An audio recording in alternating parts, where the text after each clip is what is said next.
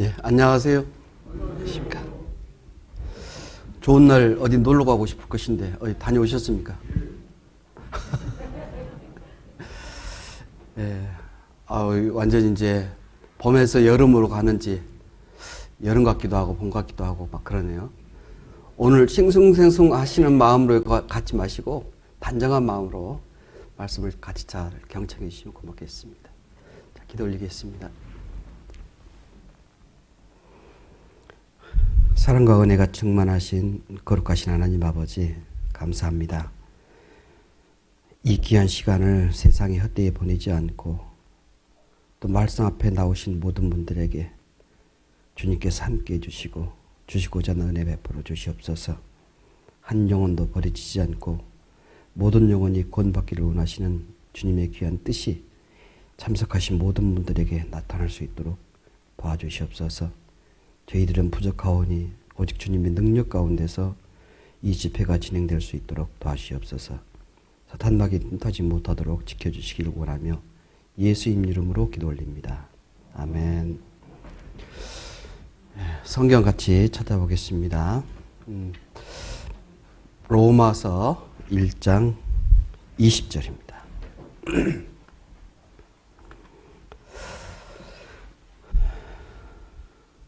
로마서 1장 20절. 로마서 1장 20절입니다. 제가 읽어드리겠습니다. 창세로부터 그의 보이지 아니하는 것들 곧 그의 영원하신 능력과 신성이 그 만드신 만물에 분명히 보여 알게 되나니 그러므로 저희가 핑계치 못할지니라. 하나님이 살아계시냐, 성경이 사실이냐, 이 문제가 해결된다면 우리 일상생활 가운데서 생활하는 모든 그것들이 다 해결되고 또 안정된 가운데서 평안함을 누릴 수도 있을 것입니다. 그런데 우리가 힘들고 어렵고 고통스럽고 그렇게 되는 가장 큰 이유는 내 마음의 안정을 찾지 못하기 때문에 그렇거든요. 우리 사람에게는 영혼을 사모하는 마음이 있어서 그 영혼을 사모하는 마음에 충족해야 되는데 그것을 만족을 못 느끼는 거죠. 그것은 단 하나잖아요. 이 세상 만물을 창조하신 하나님이 계신다면 하나님께서 우리 인간을 만드셨기에 그분께서만이 우리를 만족하게 해 주실 수 있습니다. 그래서 성경 강연회를 통해서 우리가 해결할 문제는 하나님이 살아계시는가, 그리고 성경은 사실인가, 그리고 우리 인간 세계에서 이래 살다가 맞춰버리는 것, 그 자체가 우리가 사는 목적인가 아닌가, 죽음 이후에 또 하나의 세계가 있는지 없는지 이런 것을 잘 해결받을 수 있는 그 말씀을 이번 한 주간에 전해드립니다. 끝까지 잘 들으시고 살아계신 하나님을 먼저 발견하셔야 될 겁니다. 자, 여기 로마서 1장 20절에는 하나님이 살아계신 것을 만물을 통해서 나타내 주신다고 얘기했습니다. 보이지 아니하는 하나님께서 우리 사람들에게 보일 수 있는 것은 많이 존재하는데 그 중에 하나가 이 만물입니다. 창세로부터 이 세상 시작할 때부터 그의 보이지 아니하는 것들, 어제도 제가 말씀드렸는데 세상은 보이는 것과 보이지 않는 것이 있다고 말씀드렸습니다. 보이지 않는 것을 볼 수 있는 방법은 많이 있다고 그랬지 않습니까? 그래서 보이지 않는 것을 볼 수 있는 매개체를 많이 두셨는데 하나님은 영이시다. 하나님은 영적인 존재이기 때문에 볼 수가 없죠. 보이지 않기 때문에 보일 수 있도록 하기 위한 것은 능력과 신성을 만물 가운데서 나타내신다고 그랬어요. 신성과 능력, 이것은 뭐냐면 하나님의 솜씨잖아요. 솜씨. 하나님의 솜씨를 일상 모든 가운데서 주셨기 때문에 그것을 바라보면은 하나님이 계시구나. 그것을 알게 되는 겁니다. 그래서 그것을 알게 되면은 그러므로 저희가 핑계치 못할지니라. 하나님이 살아계심을 분명히 알게 된다. 이제 그렇게 말씀하시는 거죠. 그 중에 이제 식물 중에서 이 꽃이 있잖아요. 꽃.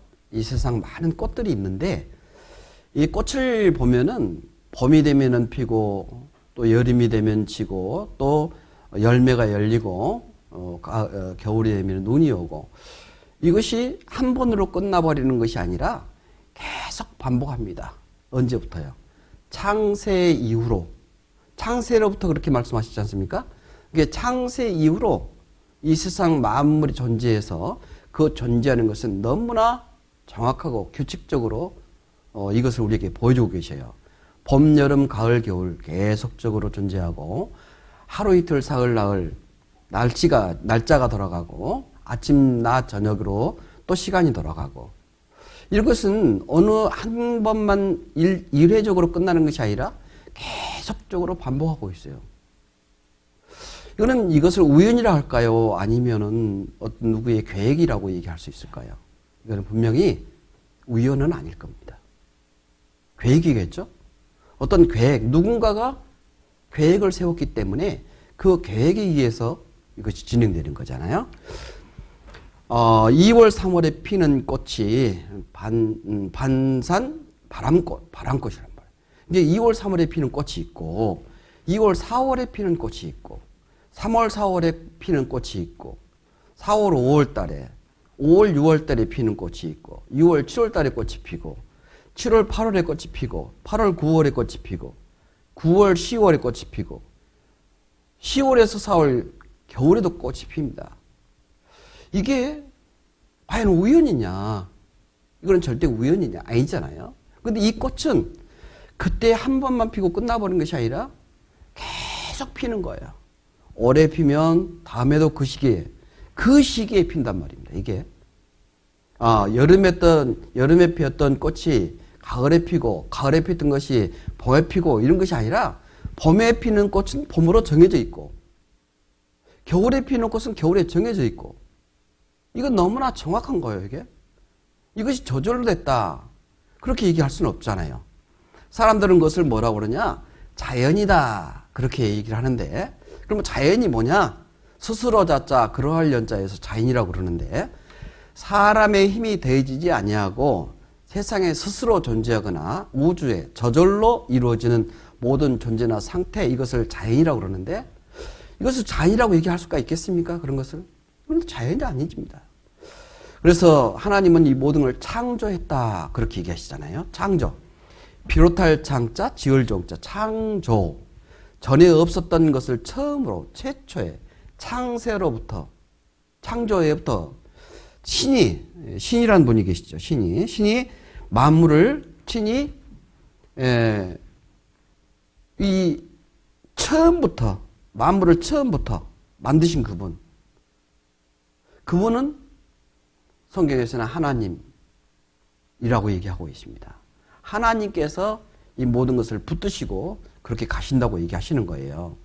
이사야 40장 26절에서는 이렇게 말씀하시잖아요. 너희는 눈을 높이 들어 누가 이 모든 것을 창조하였나 보라. 주께서는 하나님께서는 수혜대로 만상을 이끌어내시고 각각 그 이름을 부르시라니 그의 권세가 크고 그의 능력이 강함으로 하나도 빠짐이 없느니라. 하나님께서 이 모든 것을 지었다. 그렇게 얘기하시죠. 골로새서 신약에서 똑같이 얘기합니다. 만물이 그에게 창조되되 누구요? 하나님께서 창조를 하셨다. 아무것도 없었는데 하나님께서 그 신께서 그것을 만드셨다. 그렇게 얘기하시는 겁니다. 땅에서 보이는 것과 보이지 않는 것들과 이 모든 것을 만물이 그로 말미암고 그를 위하여 창조되셨고 하나님 스스로 하나님을 위해서 만드셨다. 얘기하시는 거예요.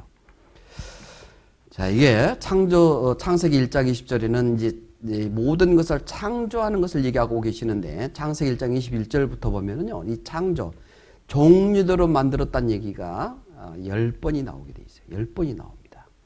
하나님이 큰 물고기를 물에 번성하게 하고 움직이는 생물을 종류대로, 날개 있는 모든 새를 종류대로 그렇게 만드시니까 하나님이 보기 좋구나 그렇게 얘기하시는 겁니다. 하나님은 종류대로 만들어놨어요. 종류대로. 하나님이 가라사대 생물은 그 종류대로, 육축과 기름과 땅의 짐승을 그 종류대로. 하나님이 땅의 짐승을 종류대로, 육축을 그 종류대로, 땅에 있는 모든 것을 종류대로 만들었어요. 종. 그래서 이 종류대로 보니 종류를 구별할 수 있는 것은 많은 종류가 있는데 그중에 염색체라는 것이 있습니다. 이 염색체가 다 다른 거예요. 짐승 생명체라고 얘기하는 건 전부 다 다른 겁니다. 뿐만 아니라 식물도 마찬가지예요. 사람이 46개, 원숭이가 48개, 개가 78개. 이렇게 각각 종류가 달라요. 소는 60개, 말은 64개, 고양이 38개, 토끼 44개, 코끼리가 56개, 양이 54개, 금붕어는 94개. 제일 많은 염색체가 뭡니까? 금붕어네. 물속에 사는 거네. 이게 다 달라요. 다 달라. 종류대로 하나님은 그렇게 만드신 겁니다. 그래서 종류대로 같은 종끼리 교배가 가능합니다. 교배는 그 같은 종류끼리만 가능한 거예요. 종. 네. 페로몬이라는 것이 나오는데 이 페로몬은 그 짐승의 특수한 특정된 냄새를 얘기하는 거예요. 사람들이 얘기하는 암내라고 그러잖아요. 암내? 예, 이게 페로몬이라고 얘기합니다. 그래서 이제 그것을 하나님께서 설계를 해놨다 그 말이에요. 그래서 짐승에게도 각자 양이나 그 다음에 돼지나 소나 다 다른 거예요. 동네에 암소가 암내가 나가지고 소리를 지르면은 돼지가 움직이나요? 숫소가 움직이나요? 숫소가 움직이는 거예요. 종이 같은 거거든요. 돼지가 암내가 나서 난리가 났다. 그러면 옆에 있는 말이 움직이든가요? 돼지가 움직이든가요? 돼지가 움직이는 거예요. 이게 같은 종끼리만은 이게 연결되도록 되어 있어요. 동일한 종만 감지하는 페로몬, 이 페로몬이라는 것을 배출하게 되는 겁니다. 반드시 같은 종끼리만 통한다는 사실이에요. 다른 종은 절대적으로 움직이지를 않아요. 남일이에요, 남일. 예? 타종과는 교잡이 불가능한 포유동물은 절대적으로 다른 종류와는 교잡이 될 수가 없어요. 예. 그래서 하나님이 얘기를 했습니다. 종은 처음부터 고정되어 있다. 고정되어 있다. 움직일 수가 없어요. 고양이과 그다음에 뭐 속과 다른 거예요. 이게 과가 다른 거죠. 과 위에 종이 있잖아요. 그래서 근데 다 똑같은 것이 하나가 있어요. 그것이 뭐냐면 심장 박동수예요. 심장 박동수는 생명이 있는 것은 다 똑같아요. 한번 들어보시죠. 주어진 삶을 무사히 마칠 수 있다면 노의 심장은 평생 몇 번이나 뛸까요? 학자들에 따르면 약 15억 번 정도 뛴다고 합니다. 그런데 놀라운 사실은 이 15억 번의 심장 박동수가 모든 포유류에 적용된다는 것입니다. 코끼리도 사자도, 이곳에서 가장 작은 포유류의 하나인 몽구스도 예외가 없습니다. 심장 박동수와 동물의 크기 사이에는 법칙이 숨어 있습니다. 코끼리의 체중은 4,000kg, 심장은 1분에 30번 뜁니다.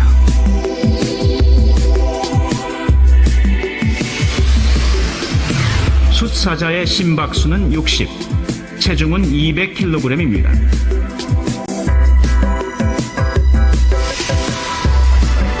그리고 가장 작은 포유류인 쥐는 분당 심박수가 800입니다. 몸무게는 25g 정도입니다. 그런데 모든 포유류의 심박수는 크기에 맞춰 일정한 비율을 가집니다. 한 줄로 그을 수 있을 정도로 규칙적입니다.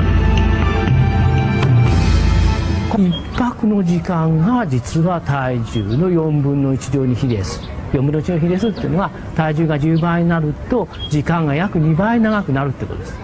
でこれがゾウかネズミまでみんな成り立つってわけ。 놀라운 일입니다. 동물이 크기에 상관없이 구성 원리는 동일하다는 어떤 자연 법칙을 증거하는 그런 하나의 사례라고 볼 수가 있습니다. 그런데 크기와 관계되는 법칙이 심박수만 있는 것은 아닙니다. 포유류의 호흡수는 크기의 4분의 1제곱에 비례해 느려집니다. 피가 몸을 한 번 도는 시간도 크기에 따라 일정한 비율에 따릅니다. 새끼를 낳을 수 있는 성체가 되는 기간, 대동맥의 지름, 그리고 무려 50여 가지가 넘는 법칙이 동물의 크기와 관계됩니다. 그 중에는 수명의 법칙도 있습니다. 동물의 크기가 커질수록 수명도 일정한 비율로 늘어납니다. 심장 박동수와는 반대되는 기울기입니다. 이 두 직선을 곱하면 일정한 기울기가 나오고 그것은 숫자로 나타낼 수 있습니다. 모든 포유류가 공유하는 심장 박동수 15억입니다. 서로 다른 동물들이 평생 같은 심박수를 가진다는 것은 생명이 하나의 원리 아래 움직이는 증거일지도 모릅니다. 이거는 하나님이 만드셨다는 것을 분명하게 증거해주고 있는 거예요. 한 분이 만드셨다. 누가? 하나님께서 만드셔서 그 하나님께서 생명 있는 모든 것들에게 심박수가 똑같이 만드는 거예요. 크기에 따라서 비율을 약간씩 다르겠지만은요. 그래서 이제 하나님께서 사람을 만드셨는데 사람도 똑같은 적용을 하고 있어요. 나를 지으신 하나님이 누구를 지었다고 했습니까? 나를 만들었다. 사람으로 밤중에 노래하시며 우리를 교육하시기를 땅의 지능보다 더하게 하시고 우리에게 지혜를 주시기를 공중의 새에게 주심보다 더하니. 이 모든 것보다 가장 위에 상위에 있는 것이 뭐냐면 사람이에요. 사람은 하나님께서 가장 신경 써서 만든 거예요. 식물은 동물을 위해서, 식물과 동물은 사람을 위해서. 그래서 이 세상 모든 것은 하나님을 만들었는데 하나님을 보이지 않는 하나님을 볼 수 있도록 이 사람들에게 그 능력을 다 부여해 주신 거예요. 우리 속 내장을 만들었지 않습니까? 내부. 주께서 내 장부를 지으시며 나의 못에서 나를 조직하셨나이다. 내 속은 누가 만들었다는 얘기냐면 하나님께서 만들었다는 거예요. 그래서 나를 지으심이 신묘막측하심이라. 신묘막측하시다. 신묘막측이 사자성어로 끝나는 게 아니라 멋있는 말로서 기억하고 계세요. 신묘막측. 예. 들어보시면 압니다. 예. 이것이 신묘막측이에요. 인체와 우주의 조화, 이게 신묘막측이에요. 이게 옆에 한문으로 써졌죠? 뭐라고 써놨어요? 신묘막측이라고 써놨네요. 예? 그래서 잘 보십시오. 5대양 6대주입니다. 사람에게는 뭐가 있습니까? 5장육부가 있어요. 멋지죠? 예? 지구의 70%가 물입니다. 몸의 70%가 물입니다. 일주는 7일이죠. 얼굴에 구멍이 7개, 목뼈가 7개요. 예? 1일 24시간입니다. 사람의 갈비뼈가 24개, 척추뼈가 24개예요. 한 달 30일, 팔뼈가 30개, 다리뼈가 30개. 지축이 23.5도로 기울어져 있어요. 근데 사람의 심장도 좌측으로 얼마 기울었어요? 23.5도가 이렇게 기울어져 있어요. 하나님께서 이게 신묘막측하신 거예요. 그러니까 사람의 몸은 우주예요, 우주. 하나씩 보면은 전부 다 우주예요, 우주. 예? 얼마나 신묘막측하십니까? 사람이 만들어질 때 그 광경을 보실까요? 사진으로 보는 임신 주습을 태아 발달을 보면은요, 수정 후 2일까지. 그러니까 사람이 수정할 때가 얼마입니까? 조그만한 그 정자와 난자가 만나가지고 만나는 순간부터 이제 분열이 시작하잖아요. 2개가 4개로, 4개가 8개로, 8개에서 16개로, 16개가 32개로, 32개가 64개로 이렇게 잠깐 불어나는 거 엄청나게 불어납니다. 그래서 64개의 그 근방에 와서 착상이 되는 거예요. 이 착상돼서부터 이제 아이는 점점 커가기 시작하죠. 그래서 그 커가기 시작하는 것이 일자별로 다르다고 말입니다. 2일부터 4주 되면은 수정되고 심장 박동이 시작됩니다. 한 달이 되기 시작하면은 아이들이 이 뱃속에서 움직이는 거야. 움직여요. 그리고 8주가 되면은 약 3cm 정도 이렇게 큽니다. 이 정도 커요. 엄청 큽니다. 3cm 정도. 예. 그리고 점점점 크게 되는데, 그래서 마지막에 이제 10달이 되면은 이 세상에 출산이 되잖아요. 이게 이 과정이요. 그냥 처음부터 누구는 많이 크고 누구는 적게 크고 아니에요. 그대로 이게 정해져 있는 거예요. 정해진 거. 네? 누가 정해놨을까요? 이렇게. 만드신 그분이 이렇게 만들어 놓은 거예요. 이것이 바로 신묘막측한 겁니다. 사람이 이걸 어떻게 할 수가 없는 거예요. 이거는요. 그래서 세상 모든 것은 하나님이 한 분께서 만들었다는 증거가 있어요. 한번 보시죠. 개의 눈도 둘이요, 새의 눈도 두 개요, 물고기도 사람처럼 모두 눈이 둘입니다. 또 위에서부터 눈, 코, 입의 순서도 똑같습니다. 창조주 한 분의 솜씨라는 걸 금방 알 수 있을 것 같습니다. 뭐 맞는 것 같아요? 맞습니다. 예. 그 제일 위에가 입이 달리고 코가 밑에 달리고 이런 거 있어요, 없어요? 없어요. 없어요. 하나님은 모든 생명체를 만들 때 정확한 규칙에 의해서 이렇게 만들어 놨습니다. 모든 규칙이 있어요. 규칙. 자, 여기 볼까요? 영구치가 나오는 순서도 여기 있어요. 영구치. 이 있잖아요. 치아가 나는 순서도 이제 여기 보면은 뭐요? 만 6세가 지나고 7, 8세가 되면 위아래 앞니를 시작으로 20개 유치가 모두 영구치로 이제 바뀌게 됩니다. 완전히 바뀌게 되는데, 그렇게 초등학교 가면은 전부 다 얘들이 앞니가 없잖아요. 예?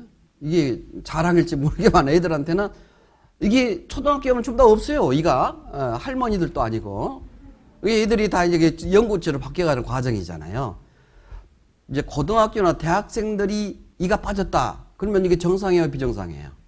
비정상이죠. 싸움박질 해가지고 터졌냐, 깨졌냐, 뭐 이렇게밖에 얘기를 못 하는데 이게 정확합니다, 이게. 예? 예. 너무너무 정확한 이 법칙에 의해서 이게 전부 다 이루어지고 있는데, 이건 누가 저절로라고 얘기한다면 이 사람은 정말로 어디서 보관해서 예? 보호를 받아야 돼. 보호를 받아야 돼. 예. 자, 이 치아를 한번 보십시오. 치아. 지금 제가 사과를 한 입 깨물어 먹었습니다. 우리의 치아도 사과 같은 것을 베어 먹기 좋도록 앞니는 이렇게 칼날처럼 되어 있고, 밤같이 단단한 것은 이 쪼개거나 찢기 좋도록 송곳니는 뾰족하게 만들어져 있고, 음식물을 씹기 좋도록 어금니는 넓적하게 만들어져 있음을 볼 때, 이 또한 창조주에 의해 필요 적절하게 설계된 것임을 직감할 수 있습니다. 봐요. 너무 용도에 합당하게 이게 잘 만들어졌지 않습니까? 그러니까 한 분이 만들었기 때문에 가능한 거예요, 이게. 다른 분이 다른 그 조물주가 다르다. 그러면은요, 다 다른 거예요. 누구는 뭐 산신령 조물주가, 누구는 바다 영양 조물주가 만들었다. 그러면 엉망진창이겠죠? 그러니까 이제 바다의 고기들은 납작하고 그런가요? 그건 아닙니다. 이게 정확한 법칙이 있어요. 하나님께서 그런 법칙을 두신 거예요. 동물과 사람이 임신 주기가 똑같아요. 예? 임신, 이세를 볼 수 있는 주기가 어쩌면 이렇게 똑같은 거야 몰라요. 병아리는 21일. 여기 보니까 법칙이 하나 들어가 있어요. 7일 단위로 이게 해결된 거예요. 37은 20일. 병아리는 3주. 병아리보다 조금 큰 오리아는 얼마겠습니까? 오리는 언제 깨어날까요? 47은 28, 28일이면 깨어나요. 7일만 대비해봐요. 참새는 언제 깨어날 것 같아요? 병아리보다 이 달걀보다 적으니까 27은 14, 14일마다 깨어나게 돼 있어요, 이게. 몰랐어요? 알고 있으면서 모른 척 하시는 겁니까? 예? 고양이는 56일, 사자는 98일, 사람은 280일, 40주. 우리는 10달이라고 얘기했는데 40주 만에 나옵니다, 이 세상에. 40주 만에. 그래서 이거는 하나님께서 이 몸, 등치에 맞게끔 딱 나오게끔 해놨어요. 다 하나님이 만들었다는 증거를 보여주고 있는 거죠. 육체의 생명은 피에 있습니다. 피. 생명이 어디에 있다고 그랬습니까? 피에 생명이 있다고 그랬어요. 그러면 사람들은 옛날에 이 심장이 움직여야 산다 그렇게 얘기를 했습니다. 근데 성경에서는 뭐가 생명이 있다고 그랬느냐면 피에 있다고 그랬어요. 피가.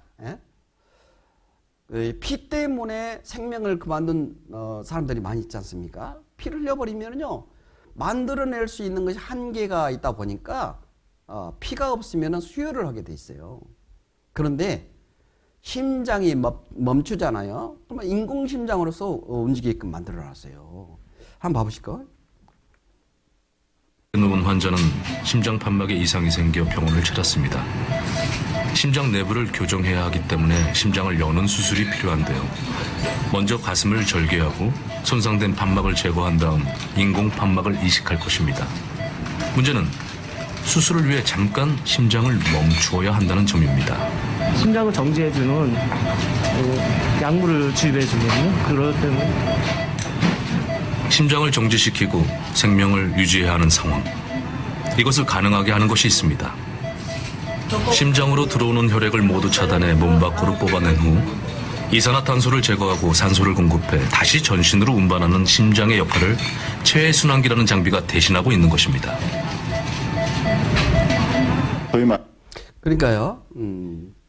하나님의 솜씨를 한번 보십시오. 하나님의 솜씨는 심장이 중만해가 여기가 들어있지 않습니까? 근데 사람이 만들어니까 이만해요. 어마어마하게 커요.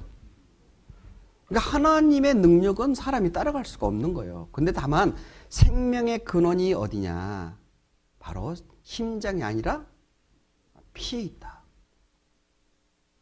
뭐 그냥 쉽게 이해를 했다. 이게 병원에 가보면 그냥 쉽게 이해가 돼요. 하나님께서 그렇게 만들어 놨어요. 그래서 그 하나님이 만드신 이 모든 창조물을 한꺼번에 딱 전시해 놓은 것이 있는데 그 전시해 놓은 것이 어딘 줄 아십니까? 에덴 동산이에요. 하나님께서 다 만들어 놔가지고 최고의 작품 전시관. 그것이 어디냐면 에덴 동산입니다. 에덴 동산. 창세기 2장 8절 한번 봅시다. 창세기 2장 8절.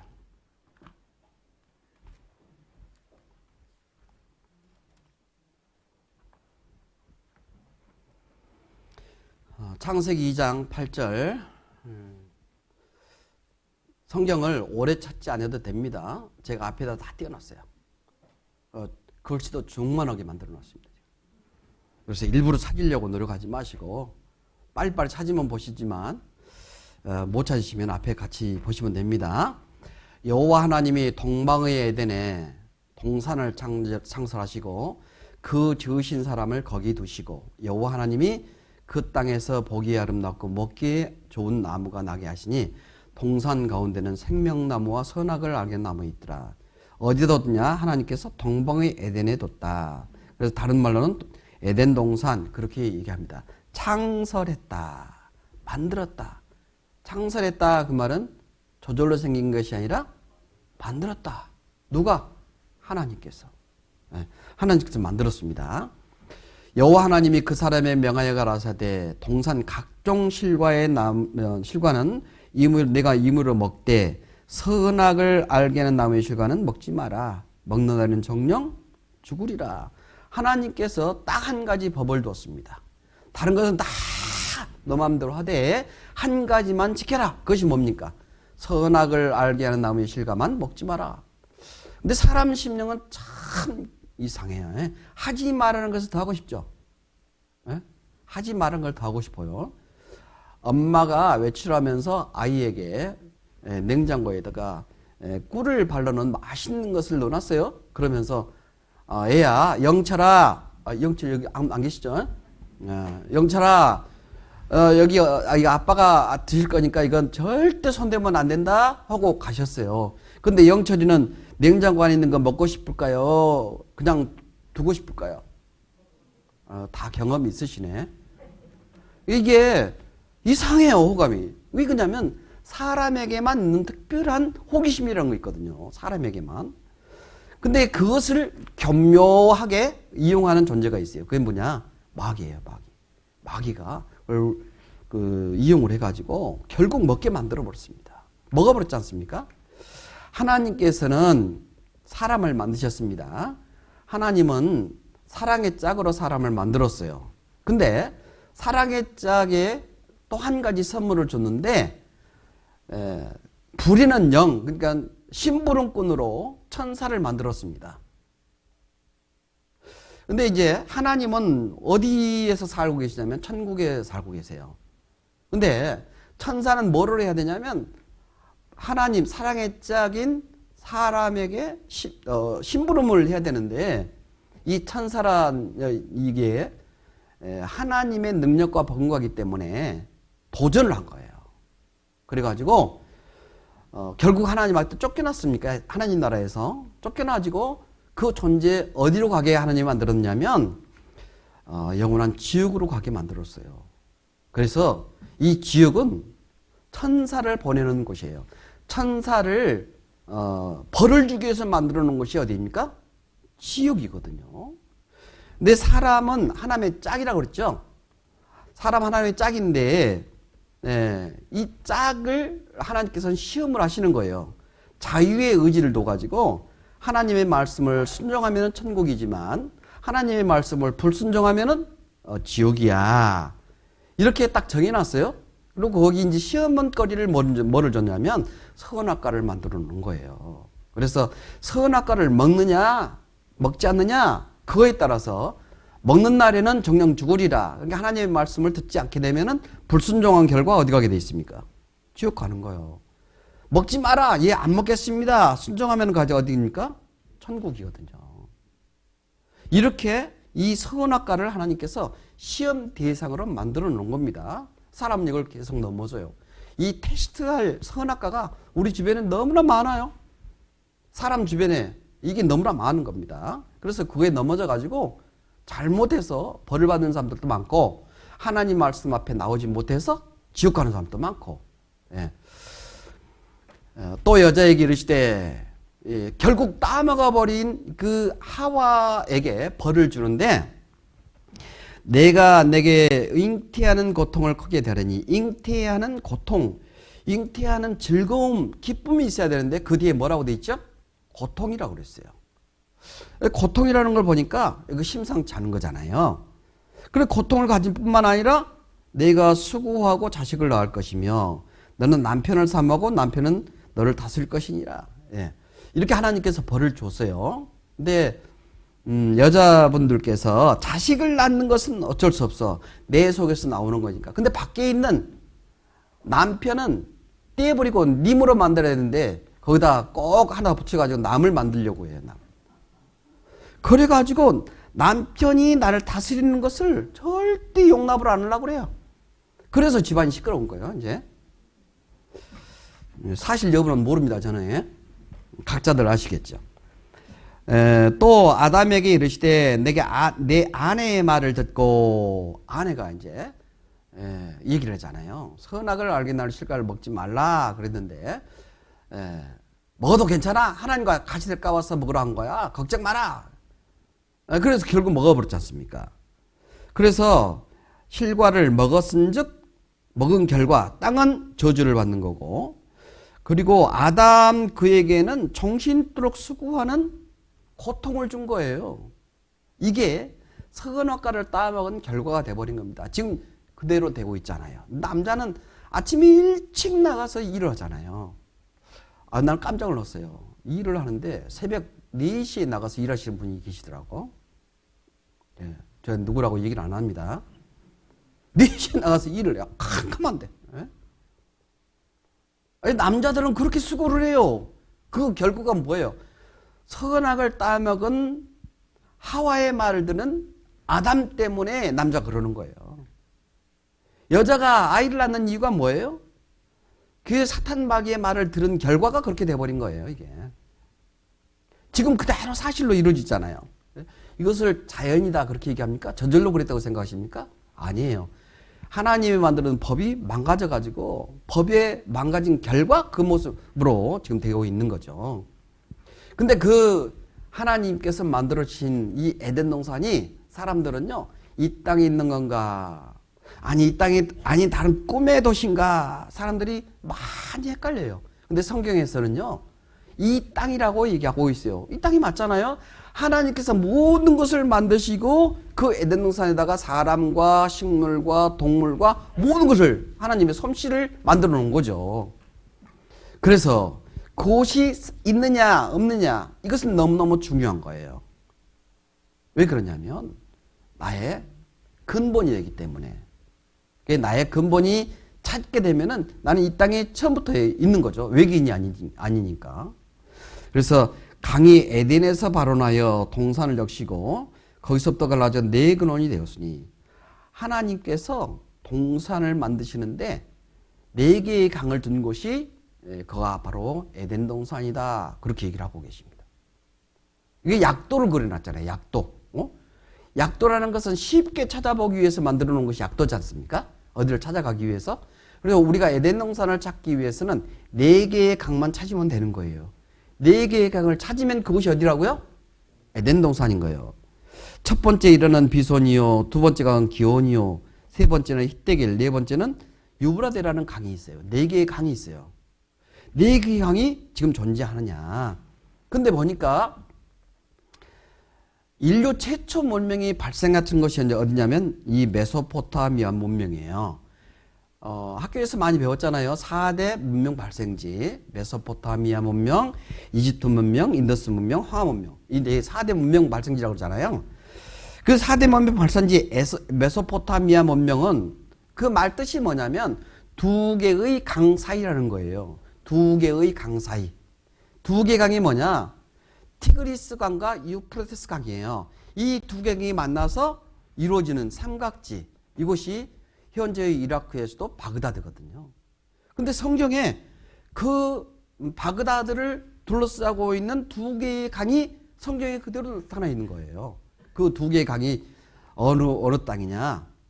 바로 그곳이 에덴 동산에서 흘렀던 그 강이다. 이 과학자가 증거를 해주고 있어요.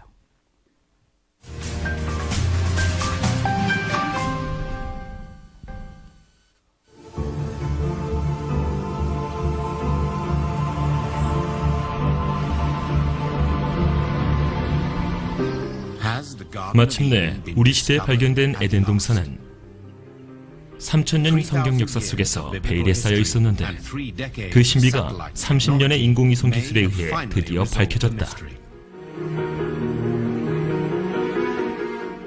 성경에서는 에덴 동산의 위치가 이곳의 근원이 되는 티그리스 강과 유프라테스 강과 다른 두 개의 강인 비손 강과 기온 강이 있는 곳이라고 묘사되어 있다. 그런데 문제는 현재 터키에 흐르고 있는 티그리스 강과 유프라테스 강은 시리아와 이라크에서부터 오는 강들과 근원이 틀리다는 것이다. 그리고 그곳에 비손과 기온 강은 현재 존재하지 않다는 것이다. 그러나 고고학자인 지오로스 자린 교수는 이 수수께끼를 풀 수 있다고 믿었다. 그는 1971년에 최초의 고대 인류 발생지를 찾기 위해 아라비아 반도를 여행하였다.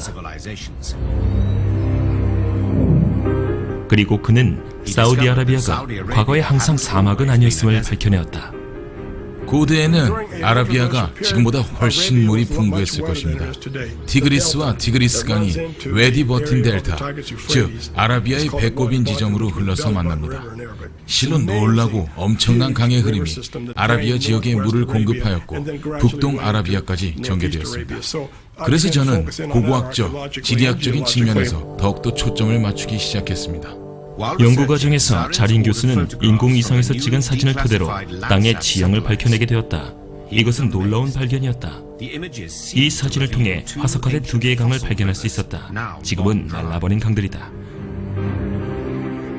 그곳은 현재 사우디아라비아와 이란에 위치하고 있다. 이 강들이 과연 성경에 나오는 비손과 기온강의 흔적인가? 성경에는 네 개의 강들은 한 근원에서 만난다고 묘사되어 있다. 자린 교수는 지하에서 티그리스와 유프라테스 강이 페르시아만을 향해 흘러서 서로 만난다고 믿는다. 현재 이들의 강들은 같이 만나고 있지는 않지만 과거에 해수면이 아주 낮았을 때에는 서로 만났을 것이라고 한다.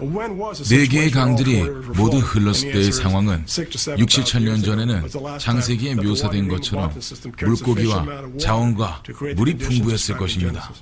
그래서 처음에는 페르시아만의 시작점이 에덴 동산에 위치했던 곳이고 하나가 네 개의 강으로 나눠졌다고 말할 수 있습니다.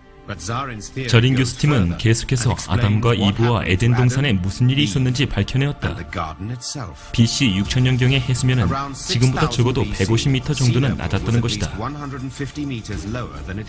그리고 페르시아만은 해수면보다 높은 하나의 계곡이었다. 네 개의 강들은 강 쪽으로 흘러서 마침내 하나의 강과 만나게 되는데 이 지점이 비옥한 땅, 바로 성경에 나오는 에덴 동산이라고 말할 수 있다. 그러니까 지금은 이제 그 티그리스 강과 유프라테스 강이 흘러가지고 페르시아만으로 흐르게 돼 있어요. 그러니까 페르시아만이 낮은 거예요, 높은 거예요? 지금은 현재 낮다 그 말이죠. 터키라든가 근본적인 발원이 되는 곳은 높지만 잘 낮은 페르시아만으로 흐르게 돼 있어요. 근데 그것은 뭐냐면 이 세상이 큰 천재지변이 있었던 이 시간이 있었던 거죠. 전 세계가 아주 엄청난 지각 변동이 있었던 시기가 있었을 것인데 그 시기에 그 높아졌던 높은 그곳에서부터 강이 흘러가게 됐는데 이 높았던 것이 밑으로 내려앉아 가지고 지금 현재 낮은 땅으로 바뀌어서 그곳을 페르시아만이라고 얘기한다. 이게 현재 페르시아만은 옛날에는 높은 산이었고 지금 현재 낮은 바다로 바뀌어 버리는 거죠. 그리고 그걸로 내리는 거예요. 그것을 많은 증거를 통해서 확인하고 있다. 예. 에덴 동산의 위치 바로 이곳이라고 얘기했는데 근데 문제가 있어요. 그 강이 4개의 강이라고 했지 않습니까? 근데 4개의 강이 현재는 몇 개밖에 없다고요? 2개밖에 없다는 거죠. 그래서 그럼 나머지 2개의 강은 어디 가버렸느냐? 이 2개의 강이 수수께끼로 문제가 풀어야 되는데 그 강이 에스겔 31장에서는 땅속으로 들어가 버렸다. 그렇게 얘기하고 있는 거죠. 그래서 에스겔 31장에 보니까 뭐라고 그랬습니까? 너의 광대함과 에덴 모든 나무 중에 어떤 것 같은 거 내가 에덴 나무와 함께 어디로? 지하로 내려가 버렸다. 땅속으로 들어가 버렸다. 2개의 강이 흘러 내려가 버렸어요. 이렇게. 그래서 여기는 이제 비손강과 기온강이라는 이 강 이름이 돼야 되는데 그것이 없어져 버린 거죠. 이게. 그리고 나머지 히데겔과 유프라테스 강만 있는 거예요. 현재는 2개의 강만 남아 있는 거예요. 그래서 이 강 위치를 보니 분명하게 에덴 동산이 사실로 밝혀지고 있다. 예. 고고학계를 통해 첨단 기술을 통해서 그 강이 다 밑으로 내려가 버렸다라는 것을 많은 걸 통해서 밝혀내고 있는 거예요. 지하 침투, 레이더, 전자기파 등 다각적으로 활용해가지고 그 유적들을 탐사해 본 결과 밑으로 다 내려갔다는 것이 확인이 되고 있는 거죠. 콜롬비아호 아시잖아요. 우리 인류의 그 왕복 우주선, 우주로 갔다가 다시 돌아오는 이 콜롬비아호가 이 지구 사진을 쭉 찍었는데 그 사진을 보니까 그 강이 실은 지금 현재는 사막으로 완전히 덮여 있는데 사막이 되기 전에는 거기가 강이 흘렀다는 것이 사진으로 확인이 된 거죠. 사진을 찍어보니까. 땅속 10m까지 찍어본 그 기술이 발달돼서 그것을 이렇게 콜롬비아에서 찍어본 거죠. 이렇게 찍어보니까 사람도 엑스레이 찍어보면 속에 있는 거 다 보여요, 안 보여요? 보이잖아요, 이게. 모가지가 어떤지, 손가락이 어쩐지, 발가락이 어떤지, 속은 얼마나 큰지 적은지 다 알잖아요, 이게. 그죠? 마찬가지로 이 지구를 찍는 기술이 개발된 거예요. 그래서 여기 이 사진은 사진 판독 기술이라고 있는데 이 사진 판독 기술을 보니 이 지표면을 걷어내는 방법이 있는 거죠. 이 지표를 걷어내 보니까 이런 강들이 이렇게 흘렀던 것이 많이 보이는 거예요. 그 중에 하나 잃어버렸던 비손강과 기온강을 발견했다. 티그리스와 유프라테스는 현재도 존재한다. 사라진 강, 비손과 기온, 첨단과학 규명됐다. 미국 우주왕복선 고대 강물줄기 찾아냈다. 확인했다. 비손광과 희대길, 비손, 기온 이 두 강은 현재는 없지만 그 두 강이 어디로 갔다고요? 지하로 가버렸단 말이죠. 그래서 지하에 들러왔던 그것 증거들만 보면은 아 이것이 분명하구나. 왜? 티그리스 강과 유프라테스 강은 현재 존재하고 있기 때문에 그걸 증거할 필요는 없고 이뤄진 강만 증거하면 되는 거죠. 그래서 사막에 있는 것을 다 사사시 확인해 보는 거예요. 동물도 확인해 보고. 제 옛날에요. 우리나라 그 사우디아라비아 중동 건설 붐이 한참 불었습니다. 그때 중동 건설에 건설 요원으로 갔던 그분들 중에서 일하시다가 거기에 이제 많은 유적물을 가지고 오실 때가 있었어요. 혹시 그런 거 들어보셨는지 모르겠어요. 그때 가셨던 분 중에서요. 거기에 이제 그 화석된 것들이 많이 가지고 왔어요. 우리나라 화석이 거의 지금 뭐 가정 우리 교회도 저기 화석이 있는데 그런 화석들이 그때 중동 붐 그 건설 붐 때문에 그때 땅에서 캐내면서 건져왔던 것들이에요. 지금 했다가는요 엄청납니다. 막 그 벌금 맞아야 되고요 난리가 나요. 함부로 가져오시면 안 됩니다. 지금 가져오면 큰일 나요. 옛날에는 그래도 어르숙했기 때문에 그런 일이 있었지만 지금은 절대 그렇지를 못해요. 두 개의 강 어디로 갔을까? 에스겔 31장 18절에 내가 에덴 나무와 함께 어디로 간다고요? 지하에 내려갈 것이요. 에스겔 선자는 예수님이 오시기 600년 전 분이에요. 그래 지금부터 2600년 전에 성경에 기록된 내용, 그 내용이 지금 우리 눈에 그대로 보여주고 있는 거예요. 사실로. 예언된 것이 실제로 예언이 아니라 있는 그 사실을 기록했구나 알 수가 있는 거죠.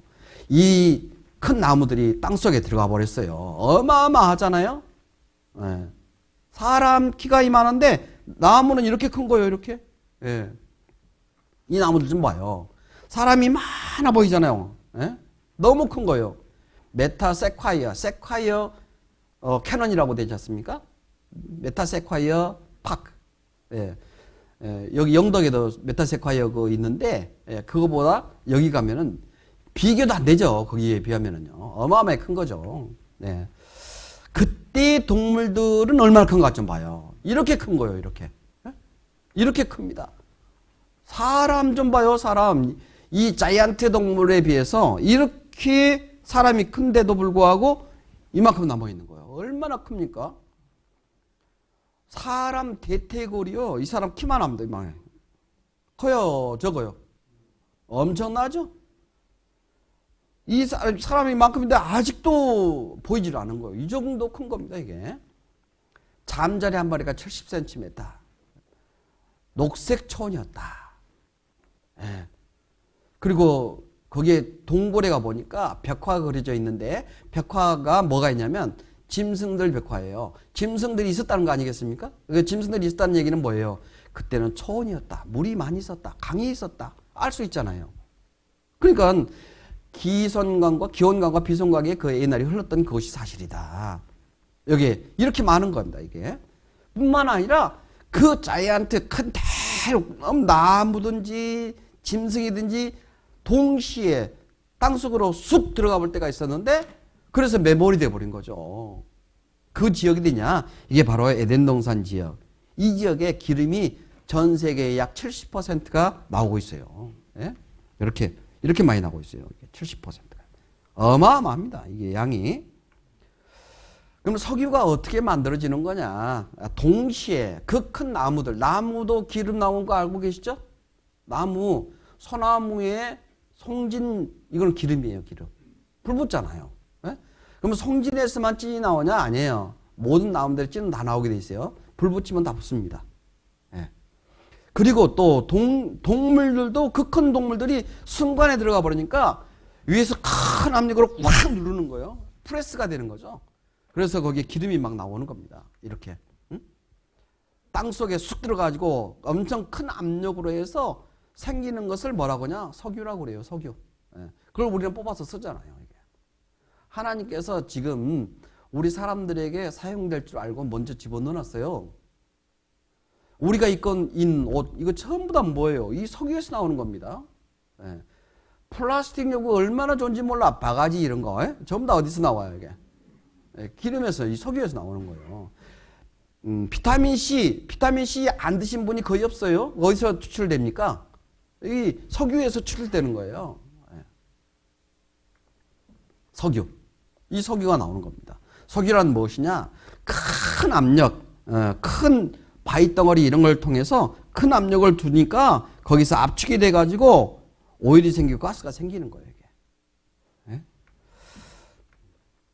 그래서 이 지역 자체가 이 석유가 이렇게 많이 나오는 겁니다. 이렇게 많이 나와요. 예, 석유가. 예.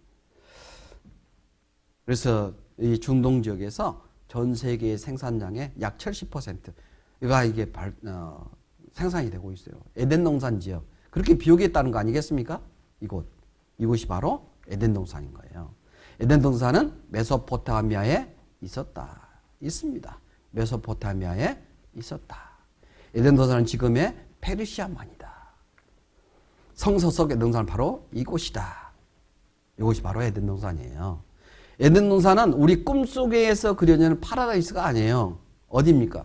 우리가 살고 있는 똑같은 지역, 중동 지역에 그대로 지금 존재하고 있어요. 네. 그리고 사람들이 전 세계에 흩어져 가지고 사람이 살다 보니까 사람 속성이 드러나기 시작합니다. 창세기 6장을 봅시다.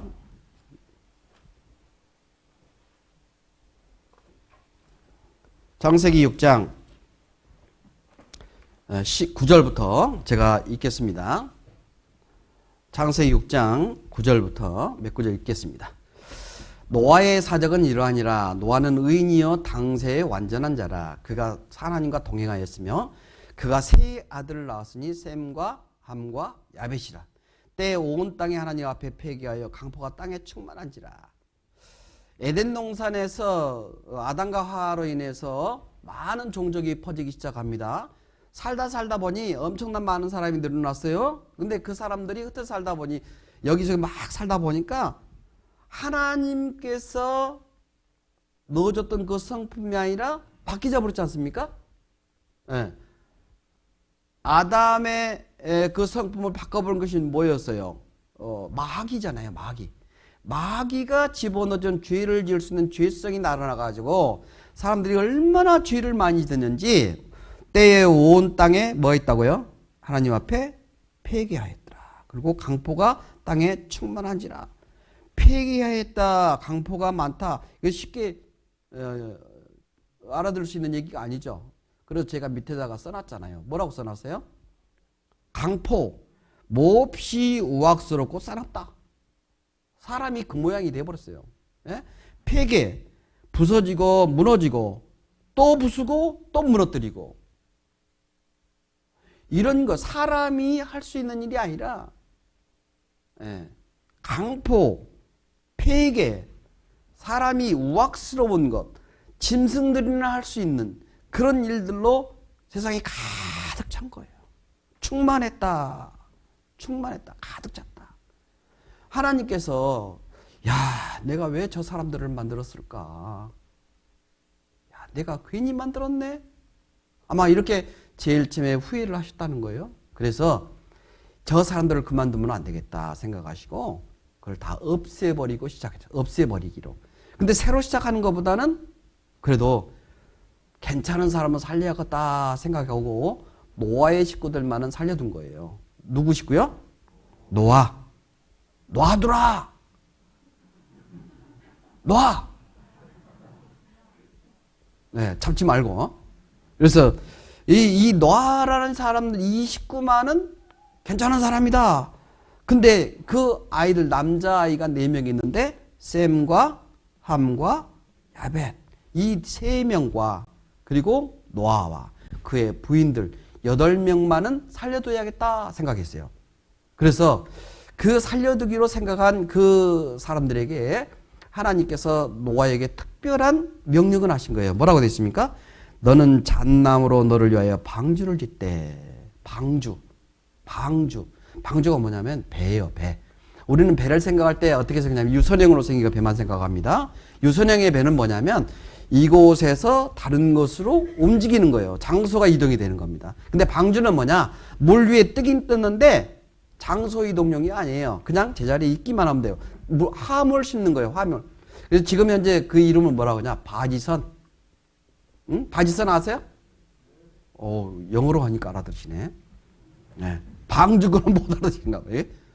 그래서 하나님께서 그 배를 만들어 버렸어요. 그래서 하나님이 설계를 해줘가지고 노아가 시공을 해서 만들었어요. 하나님 설계에 의해서 노아가 만든 거예요. 언제냐? 이때가 상당히 오랜 시기냐. 언제라고 그랬어요, 제가? 상당히 오래전이라고 그랬어요, 제가.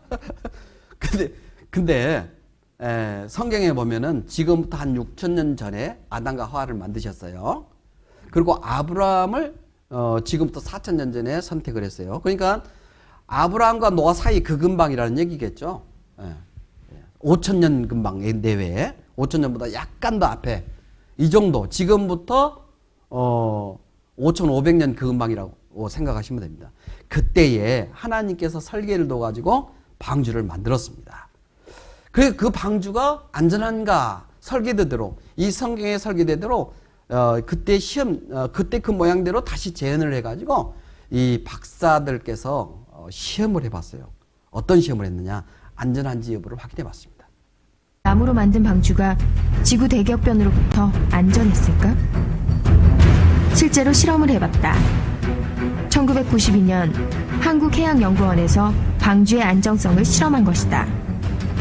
선박의 안전의 가장 중요한 세 가지 요건, 구조적 안정성, 보건성, 내향성을 테스트했는데 결론은 성경에 기록된 방주의 비율 10대 1.7대 1이 가장 안전한 값이라는 것이었다. 이 방주는 30m 쓰나미에도 안전하다는 결과가 나왔다. 이 결과는 당시 매스컴에 발표되기도 했다. 4,500년 전, 그 옛날에 가장 안전한 방주의 규격을 어떻게 알았을까?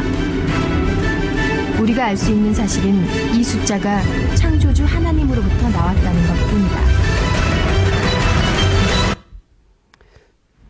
그러니까 세계에서 가장 안전한 배가 어느 배냐? 그 시험을 딱 해보니까 하나님께서 설계해가지고 노아가 만들었던 노아의 방주가 세상에서 가장 안전한 배더라라는 시험 성적서를 내놓은 거예요. 그래서 그 결국을 보니까 이러는 거죠. 노아 600세 되던 해 2월고 그달 7일이라 그날에 큰 기쁨의 샘이 터지고 큰 기쁨의 샘들, 깊은 샘이라고 그랬습니다. 그리고 어디겠습니까? 땅속이겠죠? 예. 그리고 하늘에 창이 열렸다. 하늘에서 비가 쏟아졌다. 비가 땅에 쏟아졌더라. 그래가지고 온 땅을 완전히 뒤집어 엎어버린 거예요. 산이 눈에 안 보이는 거예요. 가장 높은 산까지 이 지구를 완전히 물러서 덮어버렸어요. 자, 이게 사실일까? 사람들이 이걸 못 믿어요. 이게 왜 못 믿냐? 눈으로 안 봤기 때문에. 그런데 실제 큰 기쁨의 샘은 언제 만들어졌을까? 하나님께서 이 땅을 만들 때부터 땅 속에다가 이 샘을 만들어 놓은 거예요. 이 샘을 만들어 놨는데 그래서 그때 많은 사람이 다 죽었다고 그러지 않습니까? 이 죽었다는 내용들이 전 세계적으로 설화로 전해지고 있어요. 그러니까 국지적인 홍수가 아니라 전 세계적인 홍수다라는 것은 한 군데 우리나라 호랑이가 밧줄 타고 올라가다가 떨어져 가지고 그 옥수수대가 빨개진 이유가 호랑이가 밧줄 타고 떨어져 가지고 똥꼬가 그냥 찢어져 가지고 빨개졌다. 이런 얘기 있잖아요. 있어요? 없어요? 얘들한테 그걸 얘기 안 해줬구나. 그 얘기 해줘봐요. 애들 얼마나 재밌었는지 몰라.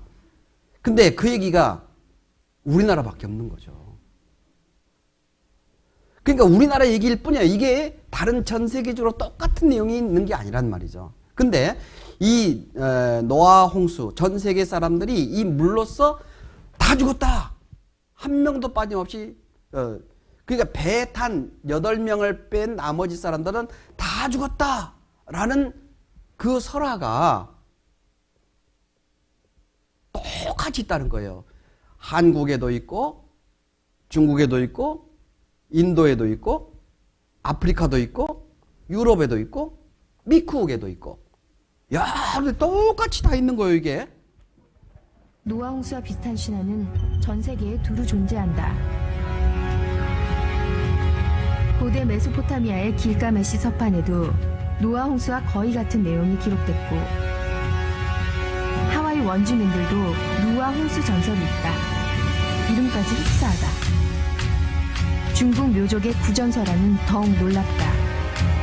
누아라는 이름뿐만 아니라 창조와 타락, 대홍수에서 바벨탑 사건까지 창세기와 일치한다. 한자를 통해서도 노아 홍수 이야기를 엿볼 수 있다. 배선자다. 배주와 8팔, 입구로 구성된 이 한자는 방주에 탄 노아의 8 식구를 뜻하고 있다.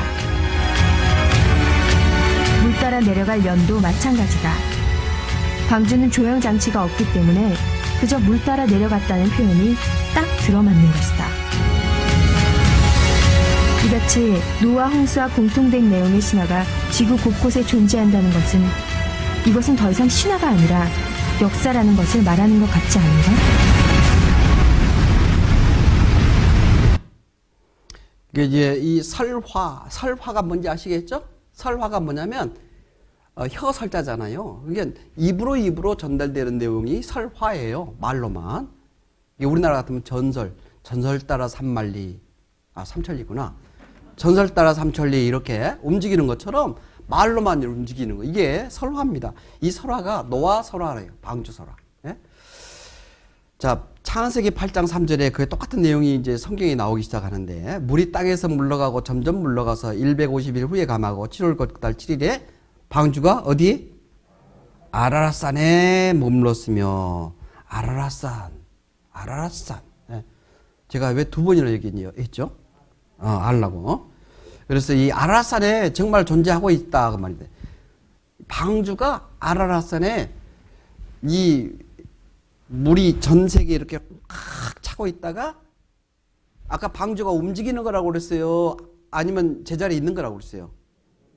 그러니까 물이 쭉 빠져내려오면서 덜커덩 걸려버린 그 산이 아라랏산이거든요. 이 아라랏산.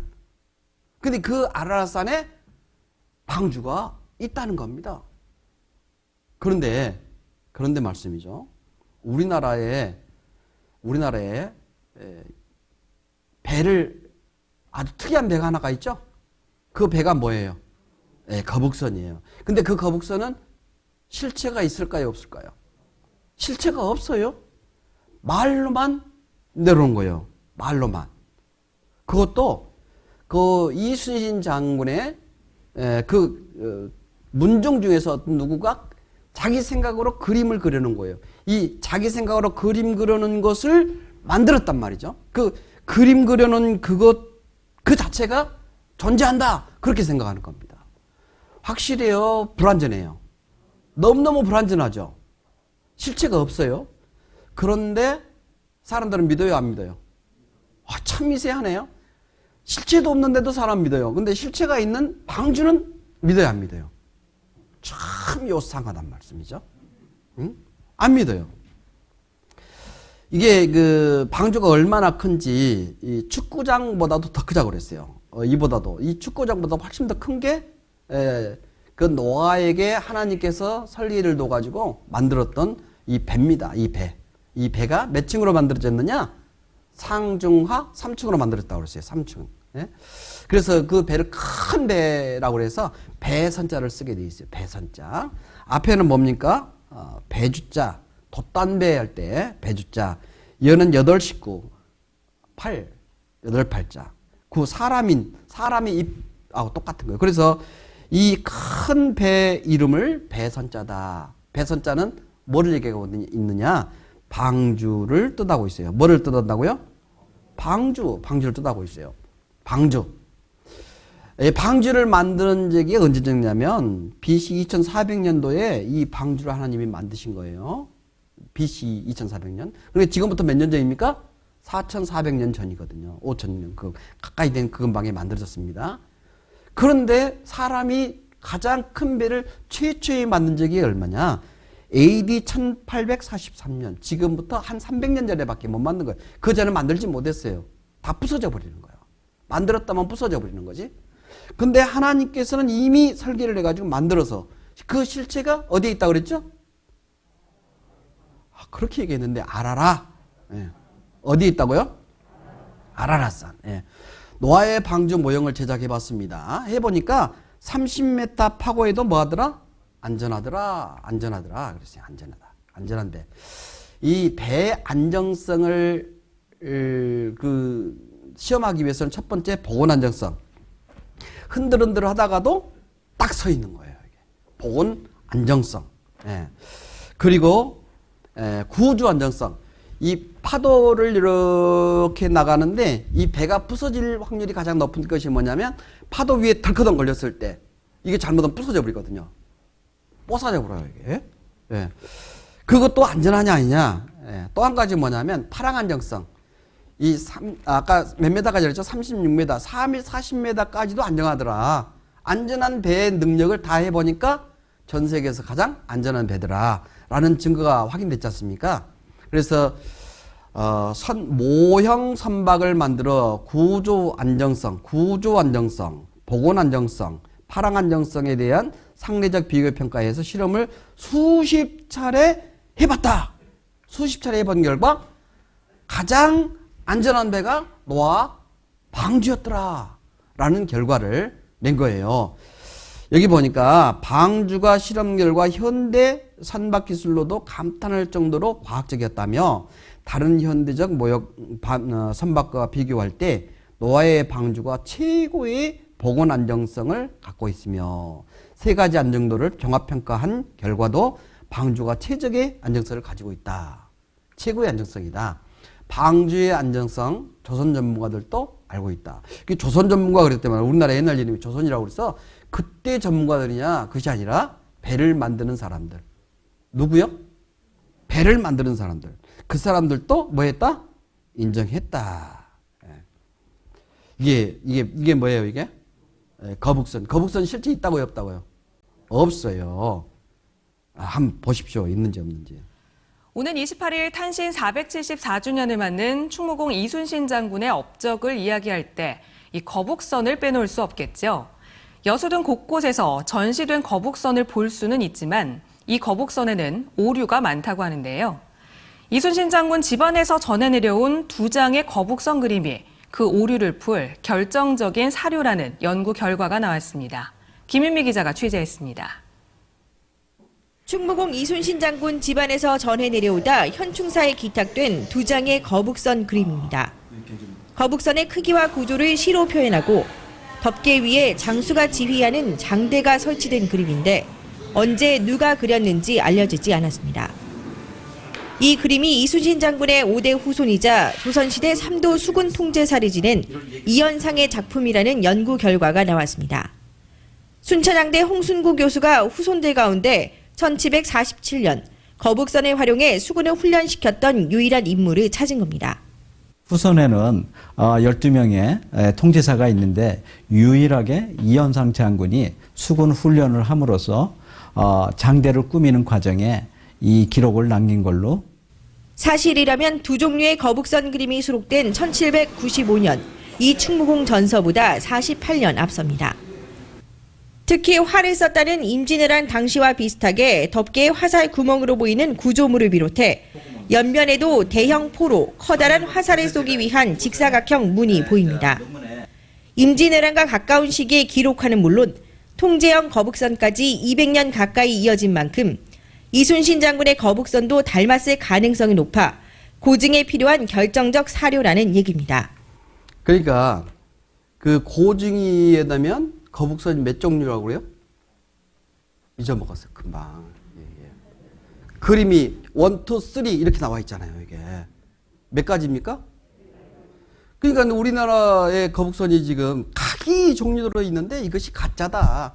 스케치 누구 한 사람의 그 그림 스케치는 그것대로 만들어졌을 뿐이지 실제 그 모양이 아닐 수 있다. 얘기하고자 하나요. 그런데 말씀이죠. 우리가 지금 배우고 있는 노아 방주는 실제로 존재하고 있는 곳이 어디냐? 아라산이 있다니까. 아라산이. 예? 아라산 이것입니다. 아라산. 노아 방주 묻힌 곳 해발 5,165m. 뭐라고 그랬죠 여기? 터키 아라산. 아라산정 얼음 속에 있다. 뭐가? 노아 방주가 있다. 노아 방주가 현재 존재한다. 예. 이게 이제 중국의 홍콩 그 모닝 포스터지의 그 기자들과 동행해서 그곳에 가서 확인을까지 해가지고 영상까지 다 찍어 왔습니다. 이게 예. 홍콩 사람들 중국이잖아요. 중국. 예. 중국은 하나님 믿어요, 안 믿어요? 하나님 안 믿거든요. 하나님 믿지 않는데도 그걸 가가지고 그걸 찍어 왔다니까요. 이게 예? 봐보세요.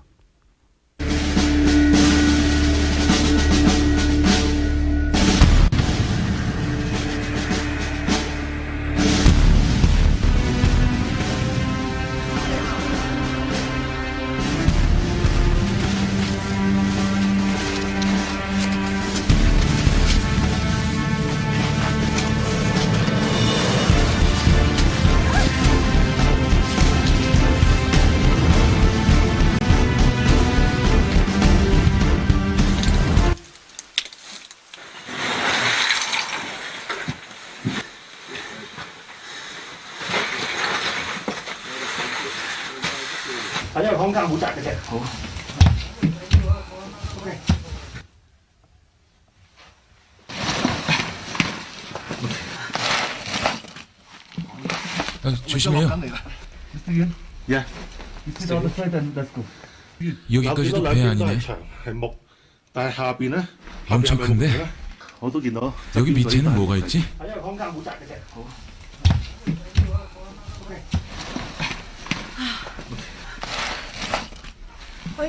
우린 지금 방주 안에 들어왔습니다.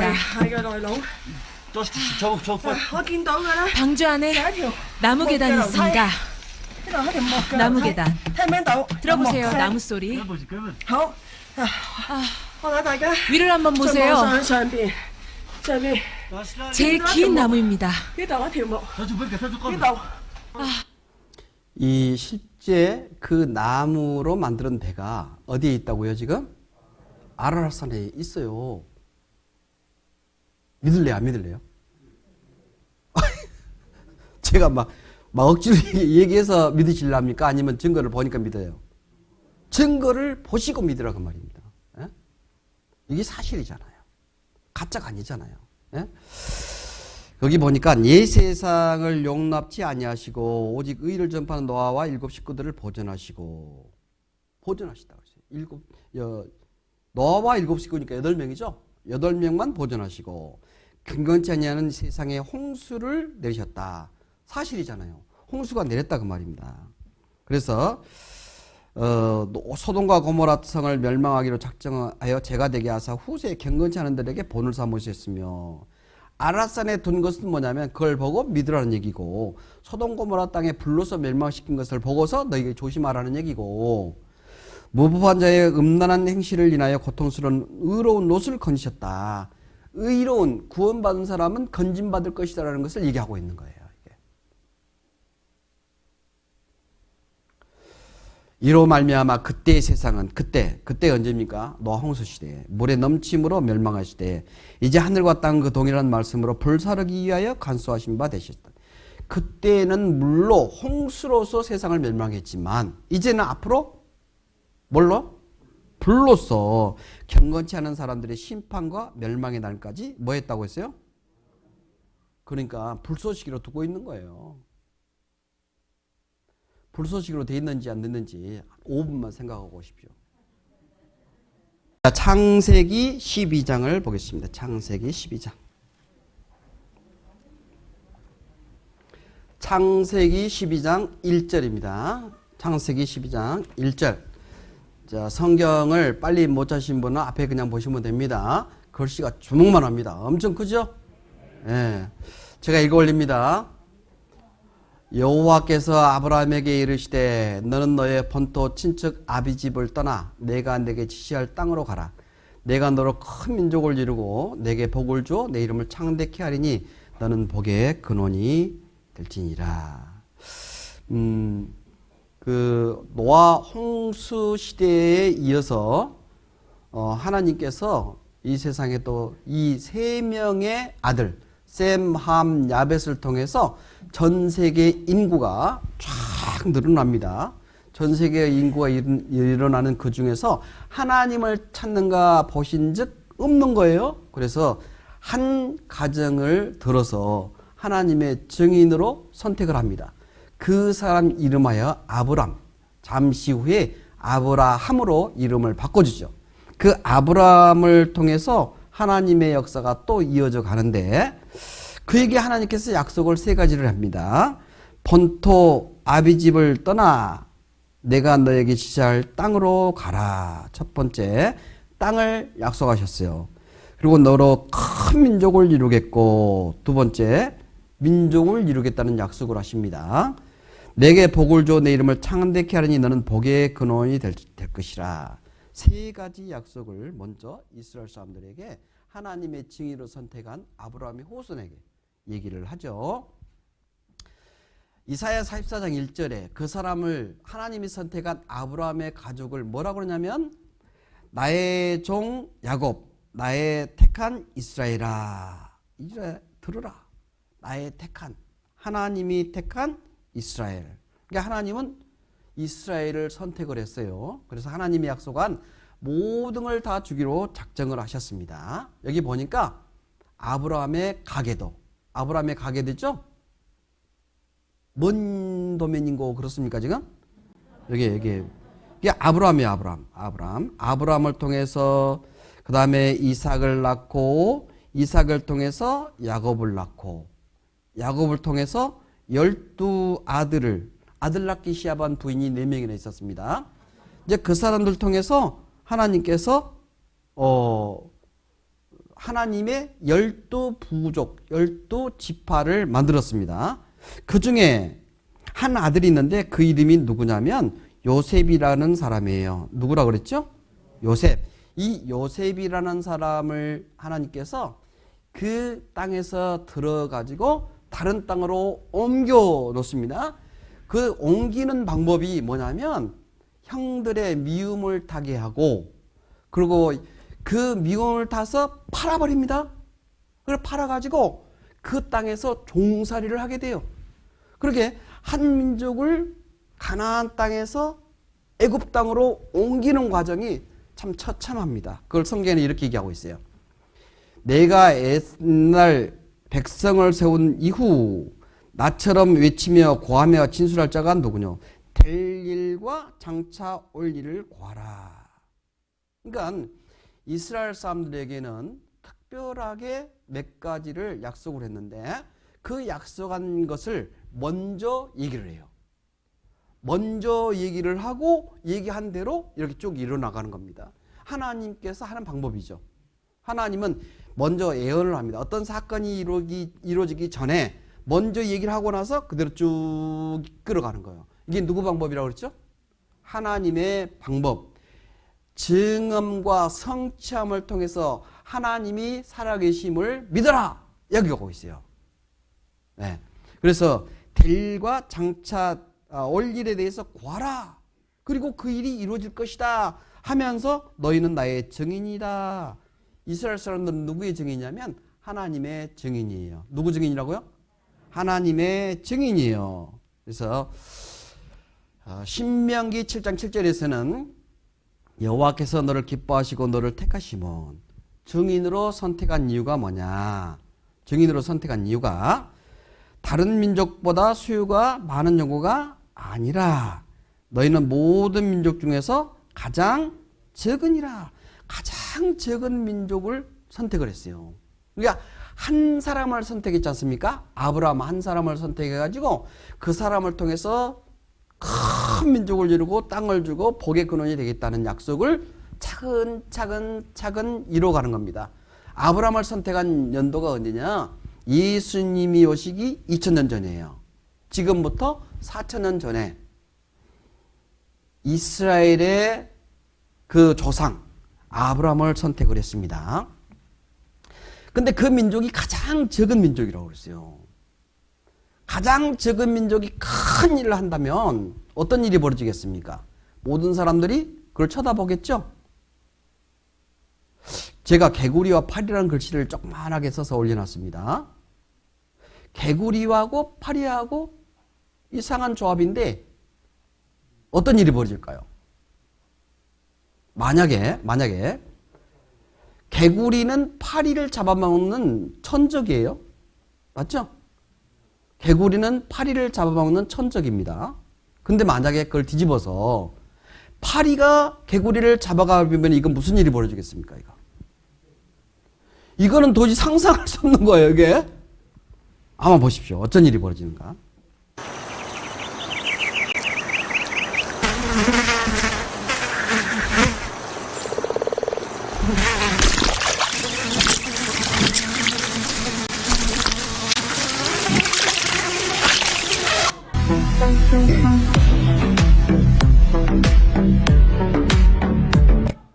저 보세요. 뭔 일이 벌어졌어요, 지금? 일어날 일이에요? 일어나지 못할 일이에요? 도저히 상상도 불가하는 일이잖아요. 그죠? 어떻게 파리가 개구리를 들고 올라간다니까? 이게 본 적이 있어요, 없어요? 아니, 금방 보여드렸잖아요. 네. 이게 있을 수 없는 일이 그렇게 벌어지는 거예요. 맞죠? 더군다나 황소하고 사람하고 박치기를 해버렸는데 무슨 일이 벌어져 버렸어요? 누가 이겼어요? 사람이 이겼어요? 못 이겼어요? 이길 수 없는 일이 벌어진 거예요. 바로 이거예요. 이게 이스라엘은 하나님께서 가장 적은 민족이라고 해 있는데 세상 사람들이 깜짝 놀랄, 도저히 일어날 수 없는 일들이 이스라엘 통해서 일어난다는 얘기예요. 그것을 지금 보셔요. 그 뒤에는 누가 있겠습니까?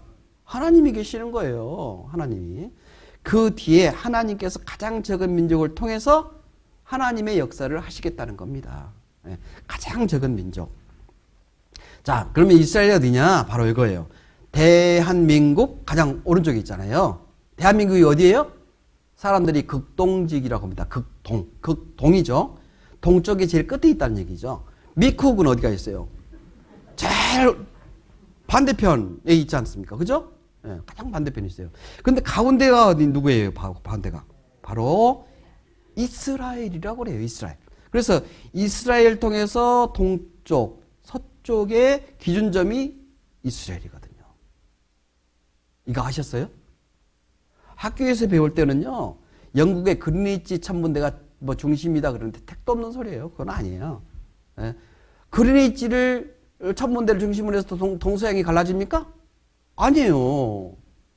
만약에 우리는 유럽을 서양이라고 얘기하는데 영국 그리니치 천문대가 중심이라고 한다면 유럽은 전부 다 동양이 되는 거예요. 우리는 어느 나라 되겠습니까? 대신 서양이 되는 거죠. 그럼 그렇게 불러요? 아니에요. 아니잖아요. 그러니까 분명한 사실은 이스라엘이 세상 중앙에 거하는 민족이다. 왜 그랬을까? 하나님께서 이스라엘 통해서 하시고 싶은 일들이 많이 있거든요. 어떤 일들이 벌이냐? 이 세상 중앙에 하나님께서 두시고 하나님의 일을 그 이스라엘 통해서 다 얘기하시는 거예요. 하나님이 사랑하심으로. 왜? 하나님의 증인이기 때문에. 세상 중앙에 있는 민족을 줬습니다. 이방인의 샘플로 둔 거예요. 세상 가장 적은 민족입니다. 그래서 하나님의 능력을 보이기 위해서입니다. 성경을 기록을 위해서 하나님의 시간표로 이스라엘을 선택을 한 거예요. 그러니까 이스라엘을 보고 성경을 보면은 지금 현재 어느 시점에 와 있는지 알게 되는 거예요. 이스라엘이 엄청 중요한 겁니다. 왜? 하나님의 선택한 민족, 증인이거든요. 증인. 그래서 하나님께서 이스라엘 통해서 하늘 일을 도표로 그리게 되면 이렇게 됩니다. 하나님께서 모든 기적적인 일을 벌려가지고 그 하나님의 이 세상에 글로서 써놓은 것이 구약입니다. 그 구약의 예언대로 이 땅에 그리스도가 오셨어요. 이 땅에 그리스도가 오셔가지고 구원의 역사를 이루시죠. 그 구원의 역사를 이룬 것을 기록한 것을 우리는 신약이다. 그렇게 얘기합니다. 그리고 그 신약 성경, 구약과 신약 성경을 왜 기록했느냐? 이유는 한 가지예요. 온 세상에 전파하기 위해서다. 마가복음 16장 15절에 가라사대 너희는 온 천하에 다니며 만민에게 복음을 전파하라. 만민에게. 만민이면 만 명입니까? 모든 사람입니까? 어떤 사람은 만 명 그랬더니 만인 그랬더니만 만 명밖에. 그럼 만 명만 전도하면 되겠네? 아, 만 명이라도 하면 좋지. 그러니까요, 모든 사람에게 하나님의 말씀을 전하는 거예요. 하나님의 말씀을.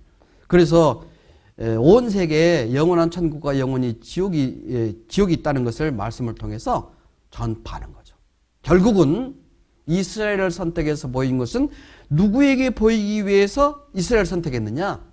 나에게. 누구에게? 나에게. 나에게 들으라고. 하나님을 보고 그 가운데 계신 하나님을 믿고 이스라엘 역사를 보고 거기에 써진 성경을 보면서 살아계신 하나님과 증거와 성취를 통해서 나타나시는 성경의 역사를 보면서 하나님이 계심을, 성경이 사실임을 믿어야 된다는 거죠. 예. 그 중에 첫 번째 이스라엘 사람들에게 했던 역사가 뭐냐면 출애굽이라고 그래요. 출애굽. 출애굽이 뭔지 아십니까? 탈출이에요. 탈출. 엑소더스. 출애굽 했으니까 애굽도 있겠죠. 입애굽. 들입자. 들어간단 말이에요. 출애굽은 뭐예요? 나오는 거죠. 출애굽. 그래서 나오는 거죠. 그러니까 나오는 것이 있으니까 뭐가 있겠어요? 들어가는 것이 있겠죠. 당연히. 어떻게 들어갔느냐? 창세기 37장 28절에 애굽 땅에 들어가는 과정을 이렇게 기록했어요. 때 미디안 사람 상고들이 지나는지라 그들이 요셉을 구덩이에 끌어올리고 은 20개의 요셉을 이스마엘 사람에게 팔아버렸어요. 인신매매맘들에게. 예? 사람을 팔아버렸어요. 그 상고들이, 장사하는 사람들이 요셉을 데리고 애굽 땅으로 갔더라. 요셉을 어디로 데려갔어요? 애굽, 현재 이집트입니다. 이집트 땅으로 들어가는 거죠. 미디안 사람들이 애굽에서 바로의 신하 시위대장 보디발에게 요셉을 팔았더라. 결국 보디발이라는 사람에게 누가 팔려갔어요? 요셉이 팔려간 거예요. 그래가지고 가나안 땅에 있어야 될 유대 민족, 하나님의 증인 이스라엘 민족이 어디로 들어가느냐면 애굽 땅으로 들어가게 돼요. 애굽 땅으로 들어가게 되는데 여기 가계들을 보면 이렇습니다. 아브라함이 이삭을 낳고 이삭이 야곱을 낳고 야곱이 12아들을 낳는데 그 중에 11번째 아들 누구? 요셉이라는 사람이 나타난 거죠. 그래 요셉을 팔아버린 거예요. 여호와께서 아브라함에게 이르시되 너는 정령이 알라. 내 자손이 이방에서 객이 되겠고 어디에서? 이집트에서, 애굽에서 뭐가 된다고요? 객이 되겠고 그들을 섬기겠고 이게 노예 생활을 한다는 거예요. 그들은 400년 동안 자손을 괴롭게 하시다. 몇 년 동안? 400년 동안. 실제 430년이라고 성경이 나와 있는데 30년은 뭐냐면 실제 노예 생활을 하기 전에 그냥 자유스럽게 살았던 시간까지 합쳐서 430년인 거예요. 노예 생활한 것이 400년. 그 섬기는 나라를 내가 징치하며 그 후에 내 자손이 큰 재물을 이끌고 나오리라. 400년 동안 종살이를 해서 이스라엘 사람들이 출애굽을 하면서 이스라엘 사람들에게 400년 동안 종살이했던 품삯을 다 받아 나오잖아요. 그 집에 가서 무조건 내놔. 그래서 쫙 끌고 나와버려요. 그 실제 그렇게 됩니다. 왜 야곱에서 모세까지 그러면은 몇 년 정도 걸렸을까? 이 기간이 약 400년이다 그렇게 얘기합니다. 4대에 걸쳐. 몇 대에 걸쳐? 4대에 걸쳐. 여기 보니까 여기 이게 몇 대라고 했냐면 이게 4대. 몇 대라고요? 4대. 예. 그래서 레이, 고핫, 미스할 그다음에 모세까지 해서 4대가 되는 거예요. 4대. 한 대를 몇 년으로 계산했느냐? 100년으로 계산한 거죠. 예? 그래서 이 기간 동안 뭐 했느냐면 노예 생활한 거예요. 400년 동안 노예 생활했어요. 그래서 우리는 여기서 노예 생활을 못 살겠다. 그래서 이제 그 중에 한 명을 보내주죠. 그 사람 이름이 누구냐면 모세라고 그래요. 모세. 그래서 하나님이 이 모세를 통해서 이스라엘 사람을 쭉 끌고 나오는데 이스라엘 사람들 끌고 나오기 위해서는 10개 재앙을 그들에게 보내죠. 그 10개 재앙 중에 마지막 재앙이 뭐냐면 장자의 죽음 재앙입니다. 장자가 죽게 돼 있어요. 그때 바로가 손들이 듭니다. 그래 나가라는 그 허락을 받고 쭉 끌고 나오는데 문제가 벌어졌어요. 앞에가 뭔 일이 벌어지냐? 앞에 큰 바다가 하나 보입니다. 그래서 양쪽에 보니까 완전 산이요. 뒤에는 누가 오냐면 그 이스라엘 사람들을 쫓아오는 애국 군대가 쫓아오는 거예요.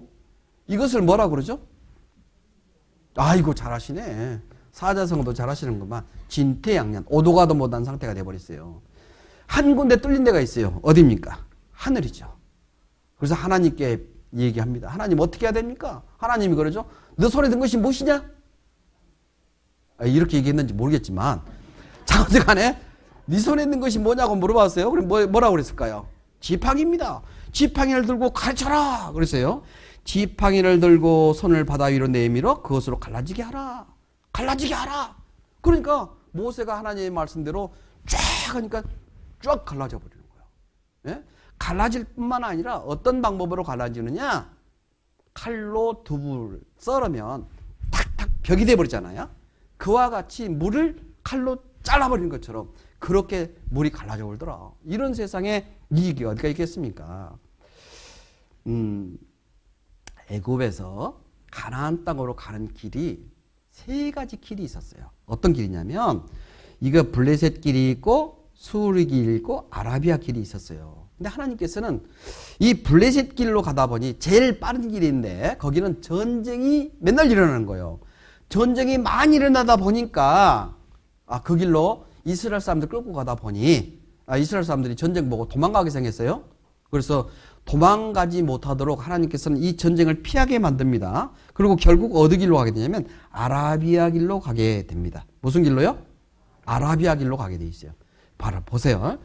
본래는 이 아라비아 길이면은 여기서 이렇게 올라오게 되어 있습니다. 자, 이 길을 하나님께서는 걸로 가지 말고 이렇게 와라. 이런 말로 성경에서 돌쳐서 내려왔다. 뭐에서 내려왔다? 돌쳐서 내려왔다. 그렇게 얘기하고 있어요. 돌쳐서. 예? 예. 이스라엘 자손을 명하여 돌쳐서. 이 돌쳐서가 뭐예요? 밑에다 다 내가 써놨어요. 뭐라고 써놨습니까, 이게? 향하고 있던 쪽에서 반대 방향으로 방향을 돌로 서다. 그러니까 이렇게 가야 될 길을 이렇게 가게 만든 거예요. 반대 방향으로. 성경대로 이스라엘 사람들은 그 길을 그렇게 가게 돼 있어요. 이게 돌쳐서.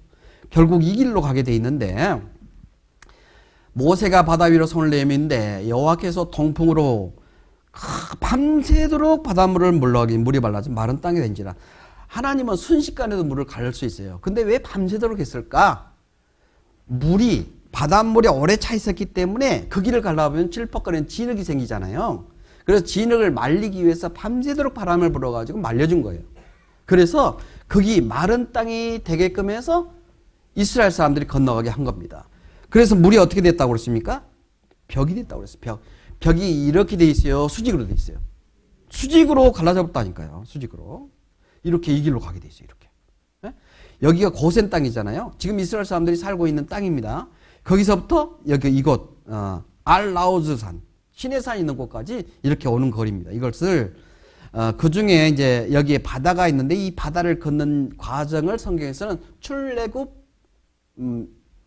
이 과정을 여기다가 아주 이렇게 표현해 주고 있는 거죠. 엑소더스.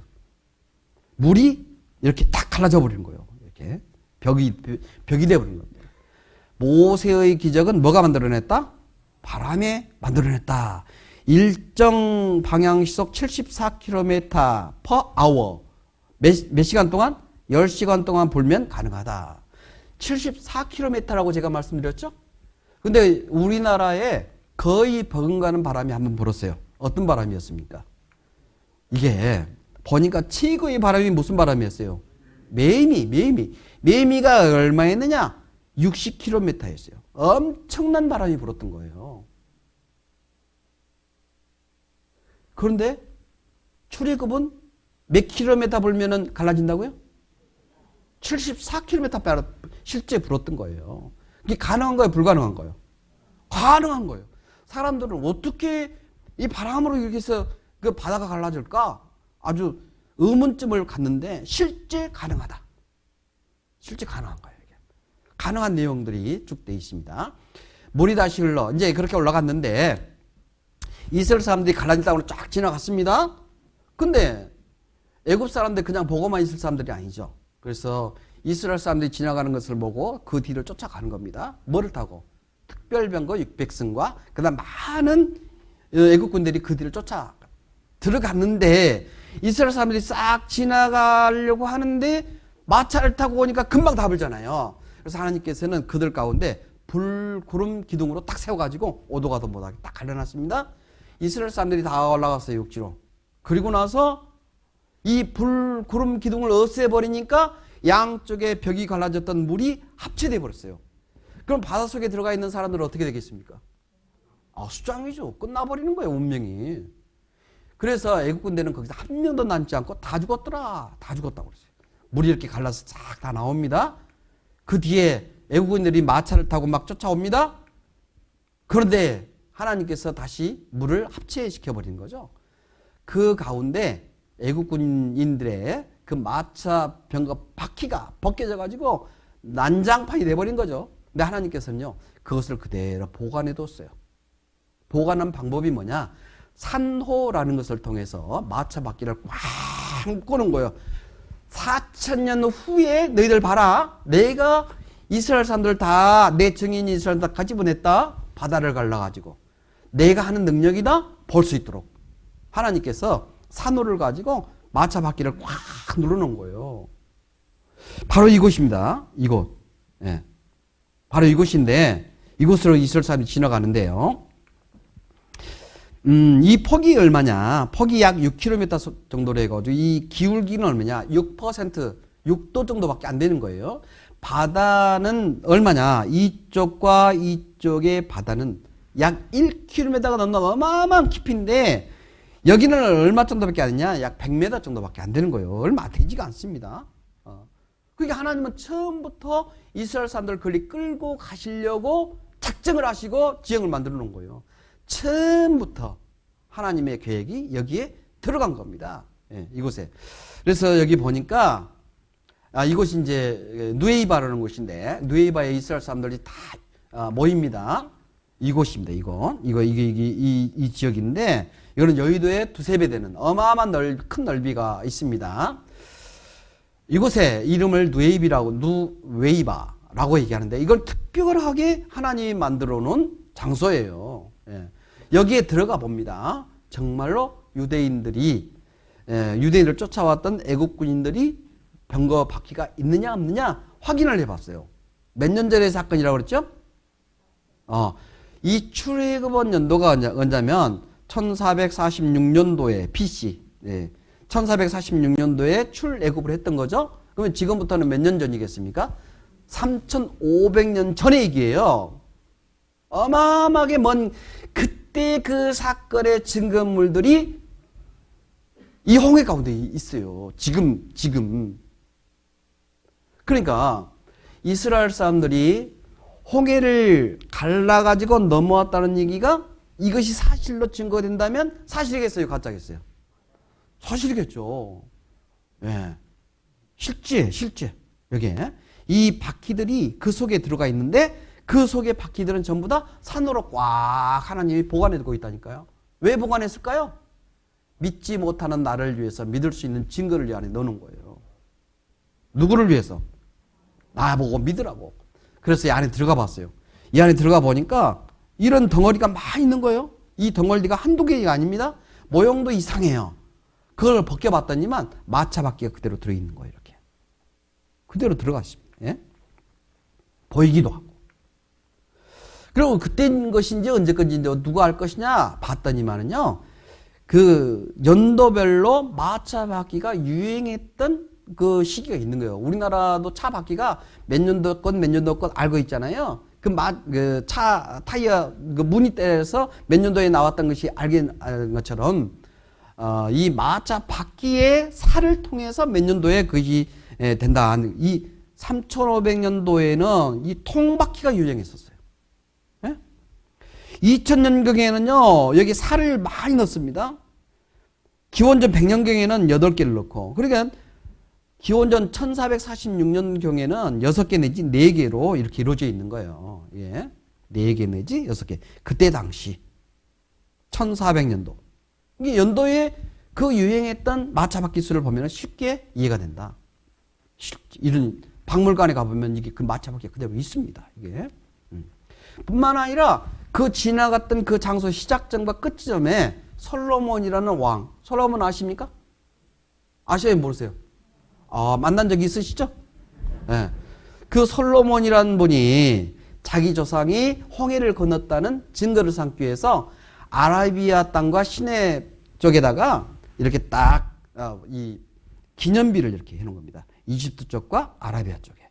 근데 사우디아라비아는 하나님을 믿지 않잖아요. 그래서 이것을 기념비를 없애버리고 표지만 놔뒀어요. 이렇게 표지만. 지금. 봅시다. 그 속에 물속에 들어가 봅시다. 2000년 봄 로봇 카메라가 처음으로 홍해바다 속으로 들어갔습니다.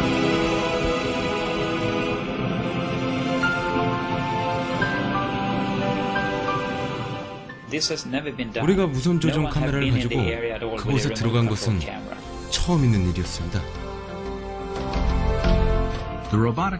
로봇 카메라 조사를 통해 많은 산으로 덮인 인위적인 모양과 형태의 물체를 발견했습니다. 그것은 산호 형태의 아치 모양과 큰 원판 모양의 엉켜진 조각들이었습니다. 이제 우리는 카메라를 이동시켜서 기이한 형태의 모양을 탐사하려 합니다.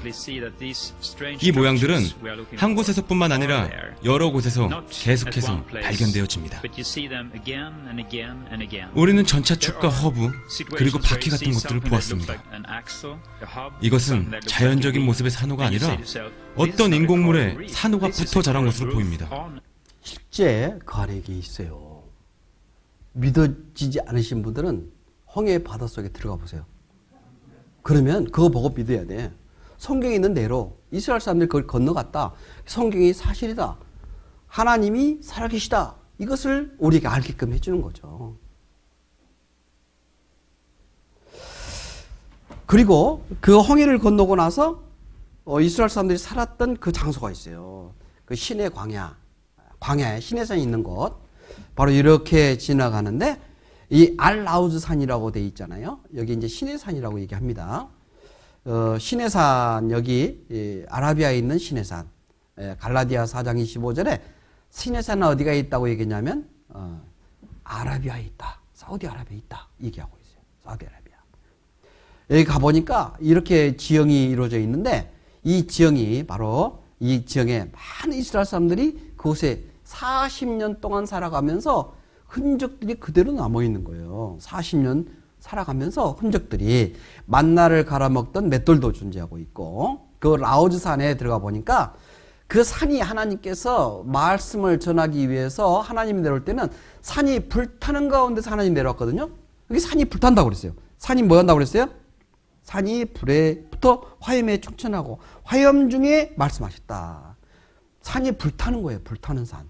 불타는 산 그 모양 그대로 있지 않습니까? 이게 시내산, 마운트 산이 시내산이라고 있잖아요. 이 시내산에 보면은요 이렇게 새카매요. 이렇게 산 자체가 불이 타버렸어요. 예? 불타면은 속까지 까말까요? 겉만 까말까요? 여기 겉을 딱 걷어내면요 똑같은 산이에요. 근데 겉에만 이렇게 탄 거예요. 이렇게 시내산과 호렙산 이 근방에 타버린 거예요. 실제적으로 그 시내산 앞에서는 사우디아라비아 사람들이 지키고 있는 초소도 이게 있잖아요. 초소도. 예. 여기 실제 존재하고 있습니다. 들어가지 못하도록. 왜 그러냐면 하나님을 증거하는 장소인데 하나님을 증거하기 위해서는 자기들이 있는 알라신을 믿지 못하게 됐잖아요. 그래서 결국은 여기를 폐쇄를 시켜버린 거예요. 이게 호렙 동굴, 금송아지단 이스라엘 사람들이 그 모세가 산에 올라가가지고 40일 동안 내려오지 않으니까 우리를 이곳까지 끄집어냈던 신을 우리가 만들자 해가지고 각자 가지고 있는 금붙이를 다 끄집어내서 하나의 신을 만들었는데 그 신을 송아지를 만든 거예요. 송아지, 금송아지를. 그래서 금송아지를 만들어가지고 섬겼던 그 단도 여기에 발견된 겁니다. 여기 있어요, 여기. 이렇게. 실제 있어요, 실제. 예. 금송아지 단이 이렇게 보입니다. 뿐만 아니라 이 송아지에 대한, 이 소에 대한 많은 그 증거들이 이스라엘 사람들이 지나가는 곳마다 그림을 이렇게 그려놓은 거예요. 동굴이든지 아니면 이 바위든지 이렇게 계속 이렇게 그려놓은 거 있습니다. 산 위에 불 가운데서 하나님께서 돌판에 글을 써가지고 준 것이 뭐라고 하냐면 십계명이에요. 십계명을 주실 때 불 가운데서 산이 불에 타는 듯 하는 그 가운데에서 하나님이 주신 거거든요. 실제적인 얘기잖아요. 네, 한번 보십시오. The Bible says over 70 times that the Israelites went out of Egypt to Midian. A small handful of Americans tried to sneak into this area in the late 1970s and the 1980s. They were arrested, and their photos and videos were confiscated by the Saudi police. Their evidence was lost. However, images and videos slowly began leaking out to the outside world. The mountain range known as Jebel al-Lawz as the true Mountain of Moses. Locals refer to Jabal Makla as Jebel Musa, the Mountain of Moses. Closer to the mountain, inscriptions have been found that Dr. Miles Jones, a scholar of ancient Hebrew, believes are talking about the battle with the Amalekites. He says one of the inscriptions refers to the death of an Amalekite. There's another area near the mountain named Wadi Musa, or the Valley of Moses. Another major event by Mount Sinai is the incident with the golden calf. While Moses is up on Mount Sinai, some of his followers begin worshiping a golden calf. They place it up on a stand and begin worshiping around it, and they set up an altar in front of it.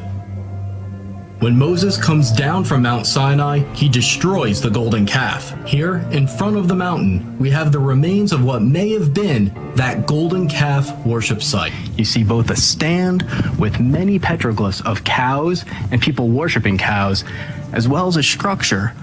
One of the distinguishing features of this mountain is the blackened top that you can see right behind me. The Bible says that God descended upon Mount Sinai as a fire. The blackened peaks stick out from the surrounding areas, and the rocks are only black from the outside. 신의 산, 하나님의 산입니다.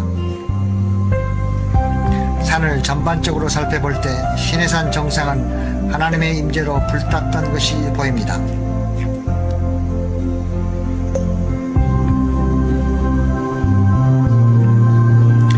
신의 산 꼭대기가 새까맣게 된 것은 불이 난 흔적입니다.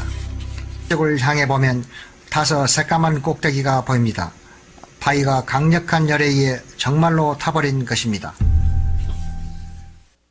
이게 이 그림을 보여주면은요, 사람들이 뭐냐면, 그 구름 그늘 아니야. 그렇게 얘기하는데, 그런 분이 아니라 하나님께서 불 가운데 오셨던 산이 불탔기 때문에 불타버렸던 흔적인 거예요. 이 바위가 다 타버렸지 않습니까? 신명기 4장 34절에 이렇게 얘기하셨어요. 어떤 신이 와서 시험과 이적과 기사와 전쟁과 강한 손과 편팔과 크게 두려운 일로 한 민족을 다른 민족에서 인도해낸 일이 있느냐? 어디서요? 애굽 땅에서 가나안 땅으로 이끌어가는 그런 신이 있었을까요? 없었을까요? 하나님 외에는 없어요. 하나님 여호와께서 애굽에서 너희를 위하여 목전에 행하신 일이라. 하나님께서 하신 일이었어요. 하나님 외에는 할 수 있는 능력이 없는 거죠. 하나님만이 가능한 거죠. 살아계신 하나님. 그래서 너희는 나의 증인, 나의 종으로 택함을 입었나니 하나님의 종으로 그들을 선택한 거죠. 세상의 중앙에 뒀어요. 한가운데. 왜? 이스라엘 사람들을 통해서 하나님의 능력을 온 세상에 알리기 위해서 세상 중앙에 뒀습니다. 역사가 미리 기록된 민족. 전쟁할 때 숫자와 관계없이 전쟁을 치르는 민족.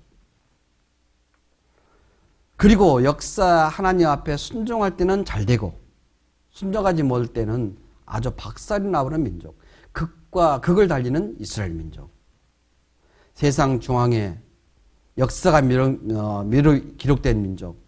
가장 머리가 뛰어난 민족. 돈을 가장 잘 버는 민족. 전쟁할 때 숫자와 관계없이 전쟁을 치르는 민족.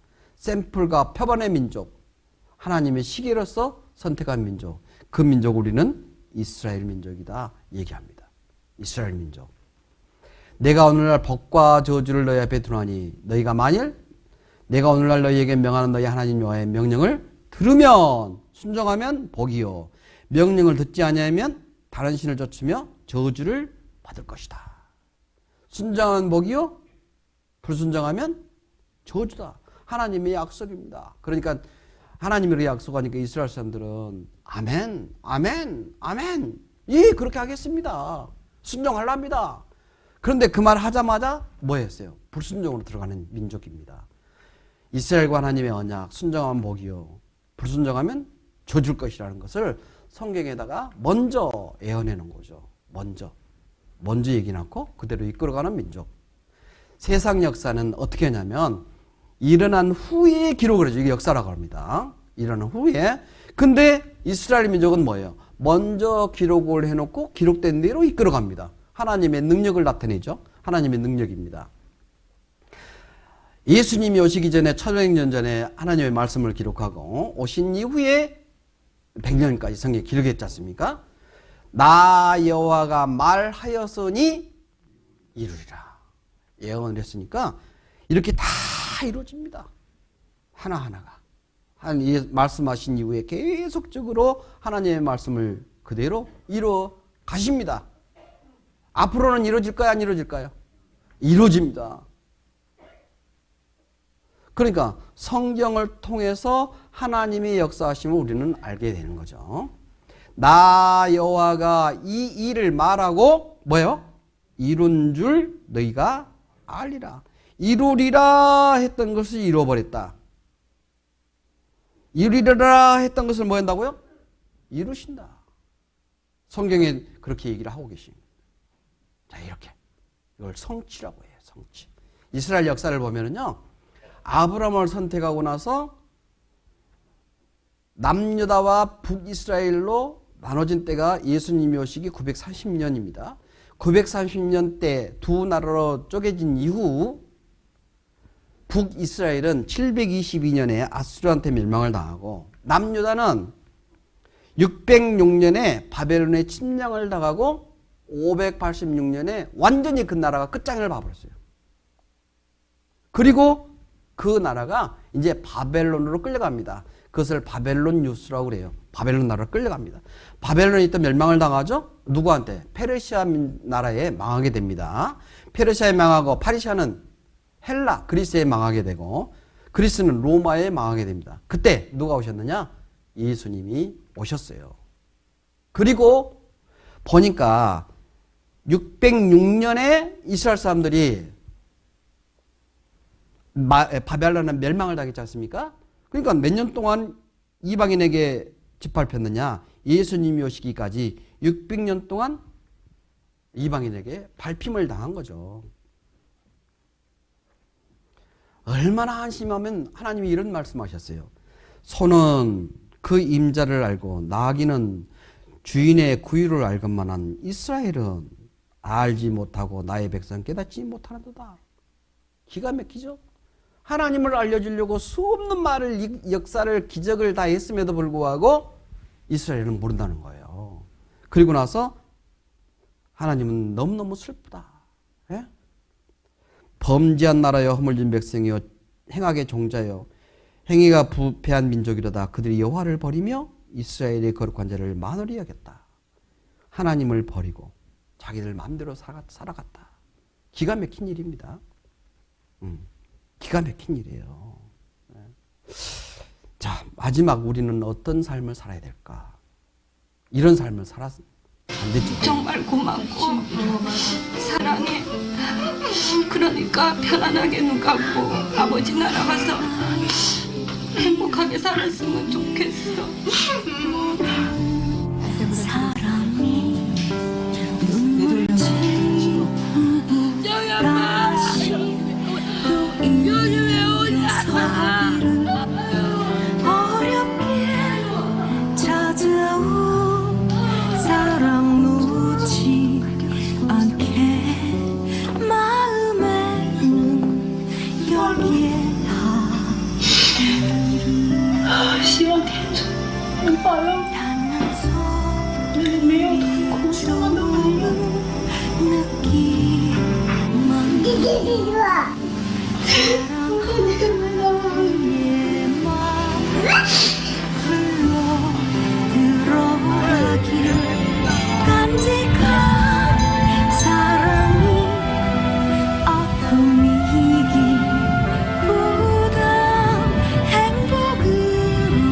사랑해. 우리 아빠 잘 가요. 아이고, 이 발로 그렇게 일을 많이 그대 삶에 고여도 웃음을 먹지 않아도 그대라는 사랑은 고단한 가슴 위에. 마지막 말 들어보셨습니까? 이 발로 생전에 그 고생을 많이 했는데 지금 어디로 들어가고 있습니까? 불타는 화장터를 들어가고 있어요. 사람들은 겉모습을 보면서 그 마지막을 그렇게 인사를 합니다. 이스라엘 사람들을 보니까 하나님 앞에 분명히 순종과 불순종에 대한 약속을 했음에도 불구하고 순종하면 복을 받을 수 있다는 것이 분명한 사실이지 않습니까? 그런데도 불구하고 알고 있으면서도 하나님을 배반하는 이스라엘 민족. 자, 이스라엘은 어떤 사람들이라고 그랬죠? 세상 모든 사람들의 증인이요, 샘플이요, 하나님의 시간표라고 그랬어요. 그러니까 이스라엘을 보면은 하나님이 어떤 방법으로 끌어가고 있는지, 지금 현재 어떤 세상인지를 이해가 될 수가 있어요. 자, 우리는 마지막 인사를 어떻게 해야 되겠습니까? 이렇게 슬픈 얘기 아니라 굿바이라고 얘기할까 아니라 우리는 굿나잇이라고 해야 될 거예요. 다시 만날 수 있는 또 하나의 인사를 해야지 영원히 헤어져 버리는 굿바이를 하면 안 됩니다. 그래서 이번 성경 강의를 통해서 모든 분들이 마지막으로 다시 만날 수 있는 희망이 있으면 좋겠다는 거예요. 천국은 다시 만나는 곳이고 지옥은 영원히 헤어지는 곳입니다. 우리는 다 천국에 가서 만나야 되죠. 그죠? 만납시다. 네, 기도 올리겠습니다. 자비로우신 하나님 아버지 감사합니다. 이 귀한 시간을 또 하나님의 말씀으로 함께 할 수 있도록 도와주신 것 고맙습니다. 한 영혼도 버리지 않고 모든 영혼이 다 구원받기를 원하실 뿐만 아니라 하나님을 알지 못하는 사람들에게 하나님을 알 수 있도록 모든 증거와 증언과 성취함을 주심에 감사를 드립니다. 이 일을 보면서 하나님의 살아계시고 성경의 사실임을 깊이 믿을 수 있도록 그 마음을 활짝 열어서 함께하게 해 주시옵소서. 오늘 이 귀한 시간을 주심에 감사를 드리며 주 예수님 이름으로 기도 올립니다. 아멘. 네, 수고하셨습니다.